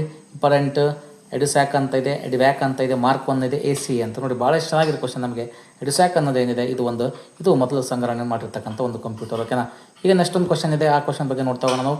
ಮೊದಲ ಸಾಮಾನ್ಯ ಉದ್ದೇಶ ಎಲೆಕ್ಟ್ರಾನಿಕ್ ಕಂಪ್ಯೂಟರನ್ನು ಹೆಸರಿಸಿ ಅಂತ ನೋಡ್ರಿ. ಇಂಪಾರ್ಟೆಂಟ್ ನಾವು ಯುನಿವ್ಯಾಕ್ ಅಂತ ಏನಿದೆ, ಇದು ಮೊದಲ ಒಂದು ಸಾಮಾನ್ಯ ಉದ್ದೇಶ ಎಲೆಕ್ಟ್ರಾನಿಕ್ ಕಂಪ್ಯೂಟರ್ ಅಂತ ಕರಿತಾ ಹೋಗ್ತೀವಿ. ಓಕೆನಾ. ಎಷ್ಟು ಚೆನ್ನಾಗಿದೆ ನೋಡಿ ಕ್ವಶನ್ಗಳು, ನಮಗೆಲ್ಲ ತುಂಬ ಹೆಲ್ಪ್ ಆಗ್ತವೆ ಎಕ್ಸಾಮ್ ದೃಷ್ಟಿಯಿಂದ ನೋಡ್ತಾ ಹೋಗಿ. ಈಗ ನೆಕ್ಸ್ಟ್ ಬರುವಂಥ ಕ್ವಶನ್ ಏನು, ಯಾವ ತಲೆಮಾರಿನ ಕಂಪ್ಯೂಟರ್ ಗಾತ್ರವು ತುಂಬ ದೊಡ್ಡದಾಗಿತ್ತು ಅಂತ. ಮೊದಲೇ ತಲೆಮಾರು ಕಂಪ್ಯೂಟರ್ ತುಂಬ ದೊಡ್ಡದಾಗಿತ್ತು. ಓಕೆನಾ. ಈಗ ನೆಕ್ಸ್ಟ್ ಬರೋ ಕ್ವಶನ್ ಯಾವುದಂತ ಬಂದಾಗ, ಮೊದಲ ತಲೆಮಾರಿನ ಕಂಪ್ಯೂಟರ್ ಯಾವುದನ್ನು ಆಧರಿಸಿದವು? ಟ್ರಾನ್ಸಿಸ್ಟರ್ಗಳು, ಕಂಡಕ್ಟರ್ಗಳು, ICಗಳು, ವ್ಯಾಕ್ಯೂಮ್ ಟ್ಯೂಬ್. ನಿಮಗೆಲ್ಲ ವ್ಯಾಕ್ಯೂಮ್ ಟ್ಯೂಬ್ಸ್ ತೋರಿಸಿದ್ವಿ, ವ್ಯಾಕ್ಯೂಮ್ ಟ್ಯೂಬ್ಗಳನ್ನು ಹೊಂದಿದ್ದು. ಭಾಳ ಇಂಪಾರ್ಟೆಂಟ್ ಕ್ವಶನ್. ನೆಕ್ಸ್ಟ್ ಕ್ವಶನ್ ಏನು, ಮೊದಲ ತಲೆಮಾರು ಕಂಪ್ಯೂಟರ್ಗಳಿಂದ ಮೊದಲ ನಿರ್ಮಿಸಲಾದ ಕಂಪ್ಯೂಟರ್ ಯಾವುದು? Mechanical, electromechanical, electrical, electronics. Electromechanical ಕಂಪ್ಯೂಟರ್ನ ನಾವು ತಯಾರು ಮಾಡಿದ್ದೀವಿ. ಓಕೆನಾ. ನೆಕ್ಸ್ಟ್ ಬರುವಂಥದ್ದು ಕ್ವಶನ್ ಯಾವುದಂತ ಬಂದಾಗ, ಮೊದಲ ತಲೆಮಾರಿನ ಕಂಪ್ಯೂಟರ್ಗಳು ಯಾವ ಭಾಷೆಯನ್ನು ಬಳಸ್ತದವು? ಮೆಷಿನ್ನು, ಅಸೆಂಬ್ಲಿ, 1 or 2 ಉನ್ನತ ಮಟ್ಟ. ಹಾಗಾಗಿ ಮೆಷಿನನ್ನು ಬಳಸ್ತದೆ ನೋಡಿರಿ. ನಿಮಗೆ ಆಲ್ರೆಡಿ ಇದನ್ನ ತಿಳ್ಕೊಂಡಿದ್ದೀವಿ. ಓಕೆನಾ. ಈಗ ನೆಕ್ಸ್ಟ್ ಬರುವಂಥ ಕ್ವಶನ್ ಏನಿದೆ, ನೆಕ್ಸ್ಟ್ ಬರುವಂಥ ಕ್ವಶನ್ ಯಾವುದಂತ ಬಂದಾಗ, ಮೊದಲ ತಲೆಮಾರಿನ ಕಂಪ್ಯೂಟರ್ ವೇಗದಲ್ಲಿತ್ತು ಅಂದರೆ ನ್ಯಾನೋ ಸೆಕೆಂಡ್ಗಳು, ಮಿಲಿ ಸೆಕೆಂಡ್ಗಳು, ನ್ಯಾನೋ ಮಿಲಿ ಸೆಕೆಂಡ್ಗಳು, ಮೈಕ್ರೋ ಸೆಕೆಂಡ್ಗಳು. ಹಾಗಾಗಿ ಮಿಲಿ ಸೆಕೆಂಡ್ಗಳ ವೇಗದಲ್ಲಿ ಇತ್ತು ಮೊದಲ ಕಂಪ್ಯೂಟರ್ ಅಂತ ಕರ್ಕೊಳ್ತಾ ಹೋಗ್ತೀವಿ. ಈಗ ನೆಕ್ಸ್ಟ್ ಬರೋದು ಎರಡನೇ ತಲೆಮಾರು ಕಂಪ್ಯೂಟರ್ಗಳ ಅವಧಿ ಯಾವುದು ಅಂತ ಇದೆ. 1956ರಿಂದ 63 ಎರಡನೇ ತಲೆಮಾರಿನ ಅವಧಿ. ಭಾಳ ಇಂಪಾರ್ಟೆಂಟ್ ಕ್ವಶನ್ನು. ನೆಕ್ಸ್ಟ್ ಬರುವಂಥದ್ದು ಯಾವುದ್ರಿ, ಕಂಪ್ಯೂಟರ್ ಯಾವ ತಲೆಮಾರಿನ ಟೈಮ್ ಶೇರಿಂಗನ್ನು ಸ್ಥಾಪಿಸಲಾಯಿತು? ಇದು 3ನೇ ಅಂತ ಕರಿತಾ ಹೋಗ್ತೀವಿ. ಓಕೆನಾ. ಈಗ ನೆಕ್ಸ್ಟ್ ಬರುವಂಥ ಕ್ವಶನ್ ಯಾವುದಂತ ಬಂದಾಗ, ಇಂಟಿಗ್ರೇಟೆಡ್ ಚಿಪ್ಗಳು ಮತ್ತು ICಗಳನ್ನು ಕಂಪ್ಯೂಟರ್ನ ಯಾವ ತಲೆಮಾರಿಂದ ಬಳಸಲು ಪ್ರಾರಂಭಿಸಲಾಯಿತು? 3ನೇ ತಲೆಮಾರಿಂದ ಈ ಒಂದು ಇಂಟಿಗ್ರೇಟೆಡ್ ಚಿಪ್ಗಳನ್ನು ಅಥವಾ ICಗಳನ್ನು ಬಳಸಲು ಆರಂಭ ಮಾಡಿದ್ವಿ. ಈಗ ನೆಕ್ಸ್ಟ್ ಬರುವಂಥ ಕ್ವಶನ್ ಅಂತ ಬಂದಾಗ, ಚಿಪ್ ಎಂಬುದು ಯಾವುದರ ಸಾಮಾನ್ಯ ಅಡ್ಡ ಹೆಸರು ಅಂದರೆ ಇಂಟಿಗ್ರೇಟೆಡ್ ಸರ್ಕ್ಯೂಟ್ಸ್ ಅಂತ ಕರ್ಕೊಳ್ತಾ ಹೋಗ್ತೀವಿ. ಓಕೆನಾ. Integrated circuits. ನೆಕ್ಸ್ಟ್ ಬರುವಂಥದ್ದು ಏನು ಹಾಗಾದರೆ, 3ನೇ ತಲೆಮಾರಿನ ಕಂಪ್ಯೂಟರ್ ಯಾವುದರಿಂದ ತಯಾರಿಸಲ್ಪಟ್ಟಿದೆ? ಇವು ಇಂಟಿಗ್ರೇಟೆಡ್ ಸರ್ಕ್ಯೂಟಿಂದ ತಯಾರು ಮಾಡಿದ್ದವು 3ನೇ ತಲೆಮಾರು. ಓಕೆನಾ. ನೆಕ್ಸ್ಟ್ ಬರುವಂಥ ಕ್ವಶನ್ ಅಂತ ಬಂದಾಗ ಇಂಪಾರ್ಟೆಂಟ್ ಕ್ವಶನ್ ನೋಡ್ತಾ ಹೋಗ್ತೀವಿ ನಾವು. ಕಂಪ್ಯೂಟರ್ಗಳಲ್ಲಿ ಬಳಸುವ ಇಂಟಿಗ್ರೇಟೆಡ್ ಸರ್ಕ್ಯೂಟ್ ಯಾವುದರಿಂದ ಮಾಡಲ್ಪಟ್ಟಿದೆ? ಇಂಪಾರ್ಟೆಂಟಾಗಿ ಸಿಲಿಕಾನ್ ನೋಡಿರಿ. ಇಂಟಿಗ್ರೇಟೆಡ್ ಸರ್ಕ್ಯೂಟ್ಸ್ ಅಂತೇಳಿ IC ಸಿಲಿಕಾನಿಂದ ಮಾಡಿರ್ತಾರೆ. ಭಾಳ ಇಂಪಾರ್ಟೆಂಟ್ ಕ್ವಶನ್ಸ್ ಇದು. ಓಕೆ. ನೆಕ್ಸ್ಟ್ ಬರುವಂಥ ಕ್ವಶನ್ ಏನಾಗುತ್ತೆ, ಟ್ರಾನ್ಸಿಸ್ಟರ್ಗಳು ಮತ್ತು ಇತರ ಎಲೆಕ್ಟ್ರಾನಿಕ್ ಘಟಕಗಳನ್ನು ಹೊಂದಿರುವ ಸಣ್ಣ ಸಿಲಿಕಾನ್ ಚಿಪ್ನಲ್ಲಿರುವ ಸಂಪೂರ್ಣ ಎಲೆಕ್ಟ್ರಾನಿಕ್ ಸರ್ಕ್ಯೂಟನ್ನು ಏನಂತ ಕರೀತಾರೆ? ಭಾಳ ಇಂಪಾರ್ಟೆಂಟ್ ಕ್ವಶನ್ಸ್ ನೋಡಿ. ಅನೇಕ ಬಾರಿ ಕೇಳಿದ್ದಾರೆ ಇದನ್ನ. ಏನಂತ ಕರೀತಾರೆ ಹೋಗ್ತಾರೆ ಹಾಗಾದರೆ, ಇಂಟಿಗ್ರೇಟೆಡ್ ಸರ್ಕ್ಯೂಟ್ ಅಂತ ಕರಿತಾ ಹೋಗ್ತಾರೆ ನೋಡಿ. ಈಗ ನೆಕ್ಸ್ಟ್ ಬರುವಂಥ ಕ್ವಶನ್ ಬಗ್ಗೆ ನೋಡ್ತಾ ಹೋಗ್ತೀನಿ. ನೆಕ್ಸ್ಟ್ ಬರೋ ಕ್ವಶನ್, ಪಿ ಸಿಗಳನ್ನು 4ನೇ ತಲೆಮಾರಿನವೆಂದು ಪರಿಗಣಿಸಲ್ಪಡುತ್ತದೆ. ಅವುಗಳನ್ನು ಹೊಂದಿರುವಂಥದ್ದು ಏನಂತ ಬಂದಾಗ ಏನಾಗಾದರೆ ಏನು ಹೊಂದಿದ್ದಾವೆ ಹಾಗಾದರೆ ಇವು ಮೈಕ್ರೋ ಪ್ರೊಸೆಸರನ್ನು ಹೊಂದಿರುವಂಥ ಕೆಲಸ ಮಾಡ್ತವೆ. ಭಾಳ ಇಂಪಾರ್ಟೆಂಟ್ 4ನೇ ತಲೆಮಾರು. ನೆಕ್ಸ್ಟು ಈ ಕೃತಕ ಮುದ್ದೆ ಮತ್ತು ಆರ್ಟಿಫಿಷಿಯಲ್ ಇಂಟೆಲಿಜೆನ್ಸ್ ಅಂತ ಕರಿತೀವಿ. ಯಾವುದಕ್ಕೆ ಉದಾಹರಣೆ ಇದು ಇಂಪಾರ್ಟೆಂಟ್ ಬರ್ತಕ್ಕಂಥದ್ದು? ಯಾವುದಕ್ಕೆ ಉದಾಹರಣೆ ಅಂತ ಬಂದು 5ನೇ ತಲೆಮಾರಿನ ಕಂಪ್ಯೂಟರ್ಗೆ ಇದು ಉದಾಹರಣೆ. 5ನೇ ತಲೆಮಾರಿನ ಕಂಪ್ಯೂಟರ್ಗೆ ಇದು ಉದಾಹರಣೆ ಅಂತ ಕರ್ಕೊಳ್ತಾ ಹೋಗ್ತೀವಿ. ಈಗ ನೆಕ್ಸ್ಟ್ ಬರೋದು ಭಾರತದ ಮೊದಲ ಕಂಪ್ಯೂಟರ್ ಯಾವುದು? ಪರಂ ಸಿದ್ಧಾರ್ಥ. ನೋಡಿ ಇಂಪಾರ್ಟೆಂಟ್ ಬರ್ತಕ್ಕಂಥ ಬೇರೆ ಇದೆ ಆನ್ಸರ್ ನಮಗೆ. ಸಿದ್ಧಾರ್ಥ ಅನ್ನೋದು ಮೊದಲ ಕಂಪ್ಯೂಟರ್ ಅಂತ ಕರ್ಕೊಳ್ತಾ ಹೋಗ್ತೀವಿ. ಆಲ್ರೆಡಿ ಇದ್ರ ಬಗ್ಗೆ ತಿಳ್ಕೊಂಡಿದ್ವಿ. ಕಂಪ್ಯೂಟರ್ನ ಮೂಲ ವಾಸ್ತುಶಿಲ್ಪವನ್ನು ಅಭಿವೃದ್ಧಿಪಡಿಸಿದವರು ಯಾರು ಅಂತ ಇದೆ. ಜಾನ್ ವಾನ್ ಲ್ಯೂನ್, ಚಾರ್ಲ್ಸ್ ಬ್ಯಾಬೇಜ್ ಮತ್ತು ಅದ್ರ ಜೊತೆಗೆ ಬ್ಲೇಸ್ ಜೋರ್ಡನ್, ಪಾಸ್ಕಲ್ ಮರ್ನ್ ಅಂತ ಇದೆ. ಆನ್ಸರ್ ಯಾವುದು ಬಂದಾಗಾದರೆ ಜಾನ್ ನ್ಯೂಮನ್ ಅನ್ನೋರು ಇದನ್ನು ಮೊದಲ ಬಾರಿಗೆ ಸಿದ್ಧ ಮಾಡಿದ್ರು. ಹಾಗಾದರೆ ಕಂಪ್ಯೂಟರ್ನ ಮೂಲ ವಾಸ್ತುಶಿಲ್ಪವನ್ನು ಕಂಡಿರೋದು ಯಾರು? ಜಾನ್ ವಾನ್ ಲ್ಯೂಮನ್ ಅಂತ ಕರ್ಕೊಳ್ತಾ ಹೋಗ್ತೀವಿ. ಓಕೆನಾ? ಯಾರು? Neumann, John von Neumann. ಈಗ ನೆಕ್ಸ್ಟ್ ಬರುವಂಥ ಕ್ವಶನ್ ಏನು? ನೆಕ್ಸ್ಟ್ ಬರುವಂಥ ಕ್ವಶನ್ ಬಗ್ಗೆ ನೋಡಿದರೆ ಇಂಟಿಗ್ರೇಟೆಡ್ ಚಿಪ್ಪನ್ನು ಅಭಿವೃದ್ಧಿಪಡಿಸಿದವರು ಯಾರು? Robert Noyce, C Babbage, JVC ರಾಯ್ಕ್ ಮತ್ತು ಕಿಲ್ಟಿ ರಾಮನ್ ಅಂತ ಇದೆ. JN ಕಿಡ್ಲಿ ಅಂತ ಇದೆ. ಆನ್ಸರ್ ಬಂದು JS ಕಿಲ್ಬಿ ಅಂತ ಆನ್ಸರ್ ನೋಡಿ. JS ಕಿಲ್ಬಿ ಇದು ಆನ್ಸರ್ ಆಗುತ್ತೆ. ಓಕೆನಾ? ಈಗ ನೆಕ್ಸ್ಟ್ ಬರುವಂಥ ಕ್ವಶನ್ ಏನು? ಇತ್ತೀಚಿನ ತಲೆಮಾರಿನ ಕಂಪ್ಯೂಟರ್ಗಳನ್ನು ಸೂಚನೆಯನ್ನು ಹೇಗೆ ಕಾರ್ಯಗತಗೊಳಿಸುತ್ತವೆ ಅಂತ ಇಂಪಾರ್ಟೆಂಟ್ ಬರ್ತಕ್ಕಂಥ ಆನ್ಸರ್ ಬಂದ ನಮಗೆ ನೋಡಿ. ನಮಗೆ ಇವು ಇಂಪಾರ್ಟೆಂಟು 1 ಮತ್ತು 2 ಅಂತ. ಯಾಕಂದರೆ 1 ಮತ್ತು 2 ಒಂದು ಸಮಾನಾಂತರವಾಗಿ ಒಂದು ಅನುಕ್ರಮವಾಗಿ ಕೆಲಸ ಮಾಡ್ತವೆ. ಓಕೆನಾ? ಈಗ ನೆಕ್ಸ್ಟ್ ಬರುವಂಥ ಕ್ವಶನ್ ಏನು? ನೆಕ್ಸ್ಟ್ ಬರುವಂಥ ಕ್ವಶನ್ ಬಗ್ಗೆ ನೋಡ್ತಗೋಣ ನಾವು. ಕಂಪ್ಯೂಟರ್ ಹಾರ್ಡ್ವೇರ್ 3 ಮೂಲಭೂತ ವರ್ಗಗಳ ಭೌತಿಕ ಉಪಕರಣ ಯಾವುದು ಬಂದಾಗ ಇಂಪಾರ್ಟೆಂಟ್ ನೋಡಿರಿ. ಇಂಪಾರ್ಟೆಂಟ್ 3 ಅಂತ ಯಾವುದು ಬಂದಾಗ ಇಂಪಾರ್ಟೆಂಟ್ ನೋಡ್ತಗೋಣ. ಒಂದೇ ನಾವು system unit, primary storage, secondary storage ಥರ ಕೆಲಸ ಮಾಡುತ್ತೆ. ಈಗ ನೆಕ್ಸ್ಟ್ ಬರ್ತಕ್ಕಂಥದ್ದೇನು? PCS ಪದದ ಅರ್ಥವನ್ನು ಕೆಳಗಿನವುಗಳಲ್ಲಿ ಯಾವುದು ಸರಿಯಾಗಿದೆ ಅಂತ ನೋಡಿ. IBPS POದಲ್ಲಿ 2012ರಲ್ಲಿ ಕೇಳಿದ್ದಾರೆ. ಈಗ ಇದಂಥ ಎಲ್ಲ ಕ್ವಶನ್ಸ್ ಎಕ್ಸಾಮ್ಸಲ್ಲಿ ಕೇಳಿದ್ದಾರೆ. ಅದಕ್ಕೆ ಇಂಪಾರ್ಟೆಂಟ್ ಕ್ವಶನ್ಸ್ ಇವು. PCS ಅನ್ನೋ ಪದ ಇದನ್ನು ಸೂಚನೆ ಮಾಡ್ತಕ್ಕೆ ನೋಡ್ರಿ. ಹಾಗಾದರೆ ಇಂಪಾರ್ಟೆಂಟ್ ಇದು. PCS ಅಂದರೆ ವೈಯಕ್ತಿಕ ಕಂಪ್ಯೂಟರ್ಗಳು. ಇವುಗಳನ್ನು ವೈಯಕ್ತಿಕವಾಗಿ ಉದ್ಯೋಗಿಗಳು ಬಳಸುತ್ತಾರೆ ಮತ್ತು ಉತ್ಪಾದಕತೆಯನ್ನು ಇವರು ಹೆಚ್ಚಿಸ್ತಾರೆ ಅನ್ನೋದು ಇಂಪಾರ್ಟೆಂಟ್ ಆಗುತ್ತೆ. ನೆಕ್ಸ್ಟ್ ಬರುವಂಥ ಕ್ವಶನ್ ಏನಾದರೆ ಒಂದು ಸಮಯದಲ್ಲಿ ಒಬ್ಬ ವ್ಯಕ್ತಿ ಬಳಸಲು ವಿನ್ಯಾಸಗೊಳಿಸಲಾದ ಸಣ್ಣ ಮೈಕ್ರೋ ಪ್ರೊಸೆಸರ್ ಆಧಾರಿತ ಕಂಪ್ಯೂಟರ್ ಆದಂತ ಬಂದಾಗ ಇದು ಇಂಪಾರ್ಟೆಂಟ್ ಬರ್ತಕ್ಕಂಥದ್ದು ನಮಗೆ. ಈ ಪರ್ಸನಲ್ ಕಂಪ್ಯೂಟರ್ PC ಅಂತ ಏನು ಕರಿತೀವಿ, ಪರ್ಸನಲ್ ಕಂಪ್ಯೂಟರ್ ಅಂತ ಇದನ್ನ ಕರಿತಾ ಹೋಗ್ತೀವಿ. ನೆಕ್ಸ್ಟ್ ಬರುವಂಥ ಕ್ವಶನ್ ಯಾವುದಾದ್ರೆ ನೋಡ್ರಿ, ಟ್ಯಾಬ್ಲೆಟ್ಸ್ PC ಅಂತ ಕರ್ಕೊಳ್ತೀವಿ. ಒಂದು ವಿಧದ ಯಾವುದು ಅಂತ ಬಂದಾಗ ಮೈಕ್ರೋ ಕಂಪ್ಯೂಟರ್ಗೆ ಒಂದು ಉದಾಹರಣೆ ಇದೆ. ಓಕೆನಾ? ಈಗ ನೆಕ್ಸ್ಟ್ ಬರುವಂಥ ಕ್ವಶನ್ ಯಾವುದು? ಪ್ರಯಾಣಿಸುವ ಬಳಕೆದಾರರಿಗೆ ಸುಲಭವಾಗಿ ಒಯ್ಯಬಲ್ಲ ಅನುಕೂಲವಾದ ಕಂಪ್ಯೂಟರ್ ಅಂತ ಏನು ಕರೀತಾರೆ? ಹಾಗಾದರೆ ಅದನ್ನ ಲ್ಯಾಪ್ಟಾಪ್ ಅಂತ ಕರಿತೀವಿ. ಲ್ಯಾಪ್ಟಾಪ್ ಅಂತ ಇದನ್ನು ನಾವು ಕರಿತೀವಿ. ಯಾವುದ್ರಿ? ಲ್ಯಾಪ್ಟಾಪ್. ನೆಕ್ಸ್ಟ್ ಬರುವಂಥ ಕ್ವಶನ್ ಯಾವುದು? ನೆಕ್ಸ್ಟ್ ಬರುವಂಥ ಕ್ವಶನ್ ಯಾವುದು ಅಂತ ಬಂದಾಗ ಡೆಸ್ಕ್ಟಾಪ್ ಮತ್ತು ಪರ್ಸನಲ್ ಕಂಪ್ಯೂಟರ್ಗಳನ್ನು ಹೀಗೂ ಕರೀತಾರೆ. ನೋಡಿ, IBPS ಕ್ಲರ್ಕಲ್ಲಿ ಕೇಳಿದರೆ ಈ ಕ್ವಶನ್ನ ಇಂಪಾರ್ಟೆಂಟ್ ಆಗುತ್ತೆ. ಇದು ಇಂಪಾರ್ಟೆಂಟ್ ಮೈಕ್ರೋ ಕಂಪ್ಯೂಟರ್ ಅಂತ ಇದನ್ನು ಕರಿತಾ ಹೋಗ್ತು. ಓಕೆನಾ? ಹಾಗಾದರೆ ನೆಕ್ಸ್ಟ್ ಬರುವಂಥ ಒಂದು ಕಾನ್ಸೆಪ್ಟ್ ಅಂತ ಬಂದಾಗ ನೆಕ್ಸ್ಟ್ ಬರುವಂಥ ಒಂದು question hand held operating system ಅನ್ನು ಯಾವುದು ಬಳಸುತ್ತದೆ ಅಂತ ಇದೆ. ಇದು ಆನ್ಸರ್ ಬಂದು PDA ಅಂತ ಕರಿತಾ ಹೋಗ್ತೀವಿ. ನೋಡಿ, ಭಾಳ ಇಂಪಾರ್ಟೆಂಟ್ ಕ್ವಶನ್ ಆಗುತ್ತೆ. ನೆಕ್ಸ್ಟ್ ಬರುವಂಥ ಒಂದು ಕ್ವಶನ್ ನೋಡೋದಾದರೆ ನೋಡಿ, palm top computer is non also ಅಂತ ಬಂದಾಗ ಅಂದರೆ important palm top computer is also known as ಅಂತ ಬಂದಾಗ ಹಾಗಾದರೆ ಏನು ಕನ್ನಡದಲ್ಲಿ ಪಾಮ್ ಟಾಪ್ ಕಂಪ್ಯೂಟರನ್ನು ಈಗೆಂದು ಕರೀತಾರೆ? ಇದು ಹ್ಯಾಂಡ್ ಹೆಲ್ಡ್ ಕಂಪ್ಯೂಟರ್ ಅಂತ ಕರೀತಾರೆ. ನೋಡಿ, ಇಂಪಾರ್ಟೆಂಟ್ ಆಗುತ್ತೆ. ಮತ್ತೆ ಬರುವಂಥ ಕ್ವಶನ್ ಏನಾಗಾದರೆ ನೋಡಿ, ಇಂಪಾರ್ಟೆಂಟ್ ಅನೇಕ PCಗಳಿಗಾಗಿ ಡಾಟಾವನ್ನು ಪ್ರೋಗ್ರಾಮ್ಗಳನ್ನು ಹೊಂದಿರುವ ಕೇಂದ್ರ ಕಂಪ್ಯೂಟರ್ ಅಂತ ಬಂದಾಗ ಸರ್ವರ್ ಅಂತ ಕರಿತಾರೆ. ನೋಡಿರಿ, ಸರ್ವರ್.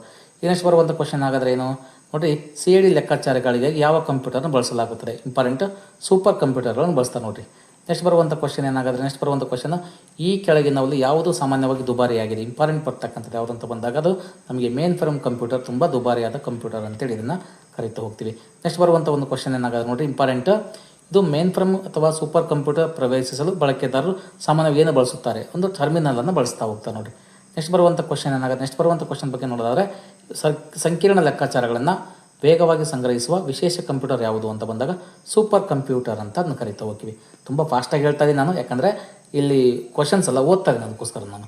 ನೆಕ್ಸ್ಟ್ ಬರುವಂಥದ್ದು ವೈಜ್ಞಾನಿಕವಾಗಿ ಮತ್ತು ವ್ಯವಹಾರವನ್ನು ಬಳಸುವ ದೊಡ್ಡ ದುಬಾರಿ ಕಂಪ್ಯೂಟರ್ ಅಂತ ಬಂದಾಗ ಮೇನ್ ಫ್ರೇಮ್ ಕಂಪ್ಯೂಟರ್ ಅಂತ ಕರಿತಾ ಹೋಗ್ತೀವಿ.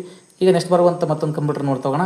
ನೆಕ್ಸ್ಟ್ ಯಾವುದಂತ ಬಂದಾಗ ಭಾರತದಲ್ಲಿ ಅಭಿವೃದ್ಧಿಪಡಿಸಿದ ಮೊದಲ ಸೂಪರ್ ಕಂಪ್ಯೂಟರ್ ಅಂದರೆ ಪರಮ್ ಅನ್ನೋದು ಇಂಪಾರ್ಟೆಂಟ್ ಆಗುತ್ತೆ. ನೋಡಿರಿ. ಈಗ ನೆಕ್ಸ್ಟ್ ಬರುವಂಥ ಮತ್ತೊಂದು ಕ್ವಶನ್ ಏನಾಗಾದರೆ ನೋಡಿ, ಪಿಯೂಸ್ ಅಂತ ಇದೆ. ಅಂದರೆ ಇಂಪಾರ್ಟೆಂಟಾಗಿ ಪ್ರತ್ಯೂಸ್ ವಿಶ್ವದ ಎಷ್ಟನೇ ವೇಗದ ಕಂಪ್ಯೂಟರ್ ಅಂತ ಕರಿತೀವಿ. ಇದು ಇಂಪಾರ್ಟೆಂಟಾಗಿ ಮೊದಲ ಅಂತೇಳಿ ಆನ್ಸರ್ ಮಾಡ್ತಾ ಹೋಗಿ. ಯಾವುದ್ರಿ? ಮೊದಲ ಅಂತ ಮಾಡ್ತಾರೆ ಹೋಗಿ. ನೆಕ್ಸ್ಟ್ ಬರುವಂಥ ಒಂದು ಕ್ವಶನ್ ಅಂತ ಬಂದಾಗ ನೆಕ್ಸ್ಟ್ ಬರುವಂಥ ಒಂದು ಕ್ವಶನ್ ನೋಡ್ತೋಗೋಣ ನಾವು. ಇಂಪಾರ್ಟೆಂಟಾಗಿ ಪ್ರತ್ಯೂಸ್ ಸೂಪರ್ ಕಂಪ್ಯೂಟರನ್ನು ಯಾವುದಕ್ಕೆ ಬಳಸಲಾಗುತ್ತದೆ? ಇದು ಹವಾಮಾನ ಮುನ್ಸೂಚನೆ ಬಳಸ್ತಾ ಹೋಗಿ. ನೋಡಿ, ಹವಾಮಾನ ಮುನ್ಸೂಚನೆ. ಮತ್ತು ಬರುವಂಥ ಕ್ವಶನ್ ಏನು? ಭಾರತದ ಮೊದಲ ಮಲ್ಟಿ ಪೆಟಾಪ್ಲೆಕ್ಸ್ ಸೂಪರ್ ಕಂಪ್ಯೂಟರ್ ಯಾವುದು ಅಂತ ಬಂದಾಗ ಅದು ಪ್ರತ್ಯೂಸ್ ಅಂತ ಆನ್ಸರ್ ಮಾಡಿ. ಭಾಳ ಇಂಪಾರ್ಟೆಂಟ್ ಆಗುತ್ತೆ. ನೆಕ್ಸ್ಟ್ ಬರುವಂಥ ಕ್ವಶನ್ ಏನು? ಅನ್ಲಾಕ್ ಕಂಪ್ಯೂಟರ್ ಯಾವುದರ ಪೂರೈಕೆ ಮೇಲೆ ಕೆಲಸ ಮಾಡುತ್ತದೆ ಅಂತ. ಹಾಗಾದರೆ ಏನು ಬರ್ತಕ್ಕಂಥದ್ದು ಇಂಪಾರ್ಟೆಂಟ್ ಆಗಿದ್ದು ನಿರಂತರ ವಿದ್ಯುತ್ ಪಲ್ಸ್ಗಳನ್ನು ಮಾಡ್ತಕ್ಕಂಥ ಕೆಲಸ ಮಾಡುತ್ತೆ. ಹಾಗಾದರೆ ನೆಕ್ಸ್ಟ್ ಬರುವಂಥ ಒಂದು ಕಾನ್ಸೆಪ್ಟ್ ಅಂತ ಬಂದಾಗ ಸಿಸ್ಮೋಗ್ರಾಫ್ ಅಂತ ಇದು ನೋಡಿ. ಸಿಸ್ಮೋಗ್ರಾಫ್ ಯಾವುದಕ್ಕೆ ಉದಾಹರಣೆ? ಇದು ಅನಲಾಗ್ ಕಂಪ್ಯೂಟರ್ಗೆ ಉದಾಹರಣೆ ಸಿಸ್ಮೋಗ್ರಾಫ್. ಓಕೆನಾ. ನೆಕ್ಸ್ಟ್ ಬರೋದು ಯಾವುದಂತ ಬಂದಾಗ ಬೈನರಿ ಡಿಜಿಟ್ಗಳನ್ನು ಲೆಕ್ಕಾಚಾರ ಮಾಡುವ ಮೂಲಕ ಕಂಪ್ಯೂಟರ್ ಕಾರ್ಯನಿರ್ವಹಿಸುತ್ತದೆ. ಇದು ಡಿಜಿಟಲ್ ಆನ್ಸರ್ ಅಂತ ಮಾಡ್ತಾ ಹೋಗಿ. ನೆಕ್ಸ್ಟ್ ಬರುವಂಥ ಒಂದು ಕ್ವಶನ್ ನೋಡಿದಾಗ ನೆಕ್ಸ್ಟ್ ಬರುವಂಥ ಒಂದು ಕ್ವಶನ್ ಭಿನ್ನವಾಗಿರುವುದನ್ನು ಆರಿಸಿ ಅಂತ ಇದೆ. ಇದರಲ್ಲಿ ಇಂಪಾರ್ಟೆಂಟ್ ಯಾವುದಂತ ಬಂದಾಗ ಡಿಜಿಟಲ್ ಕಂಪ್ಯೂಟರ್ ನೋಡಿ. ಇಂಪಾರ್ಟೆಂಟ್ ಅಂತ ಬಂದಾಗ ನಿಮಗೆ ಈಗ ಇದು ಭಿನ್ನವಾಗಿರೋದು ಡಿಜಿಟಲ್ ಕಂಪ್ಯೂಟರ್. ಇದು ಕಂಪ್ಯೂಟರ್ನ ಒಂದು ವಿಧ, ಉಳಿದ ಗಾತ್ರವು ಆಧಾರದ ಮೇಲೆ ಮಾಡ್ತಾರೆ. ಡಿಜಿಟಲ್ ಅಂದರೆ ಒಂದು ಕಂಪ್ಯೂಟರ್ ವಿಧ, ಇದು ಬಾಕಿ ಎಲ್ಲ ಗಾತ್ರವನ್ನು ಅಳತೆ ಮಾಡ್ತೀವಿ. ನೆಕ್ಸ್ಟ್ ಹೈಬ್ರಿಡ್ ಕಂಪ್ಯೂಟರ್ ಅಂದರೆ ಯಾವುದರ ಗುಣ ನೋಡಿರಿ. ಹೈಬ್ರಿಡ್ ಕಂಪ್ಯೂಟರ್ ಇದು ಯಾವುದರ ಗುಣಲಕ್ಷಣವನ್ನು ಸಂಯೋಜಿಸುತ್ತದೆ. ಇದು ಅನಲಾಗ್ ಮತ್ತು ಡಿಜಿಟಲ್ ಕಂಪ್ಯೂಟರ್ಗಳನ್ನು ಸೂಚನೆ ಮಾಡ್ತಕ್ಕಂಥದ್ದು. ನೆಕ್ಸ್ಟ್ ಬರ್ತಕ್ಕಂಥದ್ದು ನೋಡಿ, ಇಂಪಾರ್ಟೆಂಟ್ ಕ್ವಶನ್ ಚೆನ್ನಾಗಿದೆ ಇದು. ಆಸ್ಪತ್ರೆಗಳಲ್ಲಿ ECG ಮತ್ತು ಡಯಾಲಿಸಿಸ್ಗಾಗಿ ಯಾವ ರೀತಿಯ ಕಂಪ್ಯೂಟರ್ ಬಳಸಲಾಗುತ್ತದೆ? ಹೈಬ್ರಿಡ್ ಕಂಪ್ಯೂಟರ್ನ ಬಳಸ್ತಾರೆ ನೋಡಿರಿ. ನೆಕ್ಸ್ಟ್ ಬರುವಂಥ ಕ್ವಶನ್ ಯಾವುದಂತ ಬಂದಾಗ ಜನರಲ್ ಪರ್ಪಸ್ ಸಾಮಾನ್ಯ ಉದ್ದೇಶದ ಕಂಪ್ಯೂಟರ್ ಯಾವುದಕ್ಕೆ ಬಳಸಲಾಗುತ್ತದೆ? ಇಂಪಾರ್ಟೆಂಟ್ ಅಂತ ಬಂದಾಗ ಮೇಲಿನ ಎಲ್ಲವೂ ಅಂತ ನಾವು ನೋಡ್ತಾ ಹೋಗ್ತೀವಿ. ಓಕೆನಾ. ನಮ್ಮ ಲಾಸ್ಟ್ ಕ್ವಶನ್ ಯಾವುದಂತ ಬಂದಾಗ ಯಾವುದು ಸ್ಪೆಷಲ್ ಪರ್ಪಸ್ ಉದ್ದೇಶದ ಕಂಪ್ಯೂಟರ್ಗೆ ಉದಾಹರಣೆ ಎಲ್ಲ ಅಂತ ಇದೆ. ಆನ್ಸರ್ ಬಂದು ನಮಗೆ ಮಲ್ಟಿಮೀಡಿಯಾ ಕಂಪ್ಯೂಟರ್ಸ್ ಅಂತ ಕರೆದು ನೋಡ್ರಿ. ಇದು ಮೊದಲ ಟಾಪಿಕನ್ನು ನಾವು ಸಂಪೂರ್ಣವಾಗಿ ವಿಷಯ ತಿಳ್ಕೊಂಡಿದ್ವಿ. ಇಲ್ಲಿವರೆಗೂ ಆ ಮೊದಲ ಟಾಪಿಕ್ಗೆ ಏನು ಪ್ರಶ್ನೆಗಳನ್ನು ಕೇಳಿದರೆ ಎಲ್ಲ ಪ್ರಶ್ನೆಗಳನ್ನು ನೋಡಿಕೊಂಡು ವಿತ್ ಆನ್ಸರ್ಸ್ಗಳನ್ನು ನೋಡ್ಕೊಂಡಿದ್ವಿ. ಹಾಗಾಗಿ ನಾವು ನೆಕ್ಸ್ಟ್ ಕಂಪ್ಯೂಟರ್ನ 2ನೇ ಟಾಪಿಕ್ಗೆ ನಾವು ಸಿಗೋಣ. ಅಲ್ಲಿ ಮತ್ತೆ ಎಲ್ಲ ಟಾಪಿಕ್ನ ವಿಷಯ ತಿಳ್ಕೊಳ್ತಾ ಮತ್ತೆ ಅದ್ರ ಬಗ್ಗೆ ನಾವು ಚರ್ಚೆ ಮಾಡ್ತಾ ಹೋಗೋಣ, ಕ್ವಶನ್ಸನ್ನು ನೋಡ್ತಾ ಹೋಗೋಣ. ಈ ವಿಷಯ ನಿಮ್ಗೆ ಇಷ್ಟ ಆದರೆ ನಿಮ್ಮ ಸ್ನೇಹಿತರಿಗೂ ಸಹ ಶೇರ್ ಮಾಡಿ. ನಮ್ಮ ಯೂಟ್ಯೂಬ್ ಚಾನಲ್ ಮೊದಲು ಬಾರಿ ನೋಡ್ತಾ ಇದ್ದರೆ ಸಬ್ಸ್ಕ್ರೈಬ್ ಮಾಡಿಕೊಡ್ರಿ. ನಿಮಗೆ 2ನೇ ಒಂದು ಟಾಪಿಕ್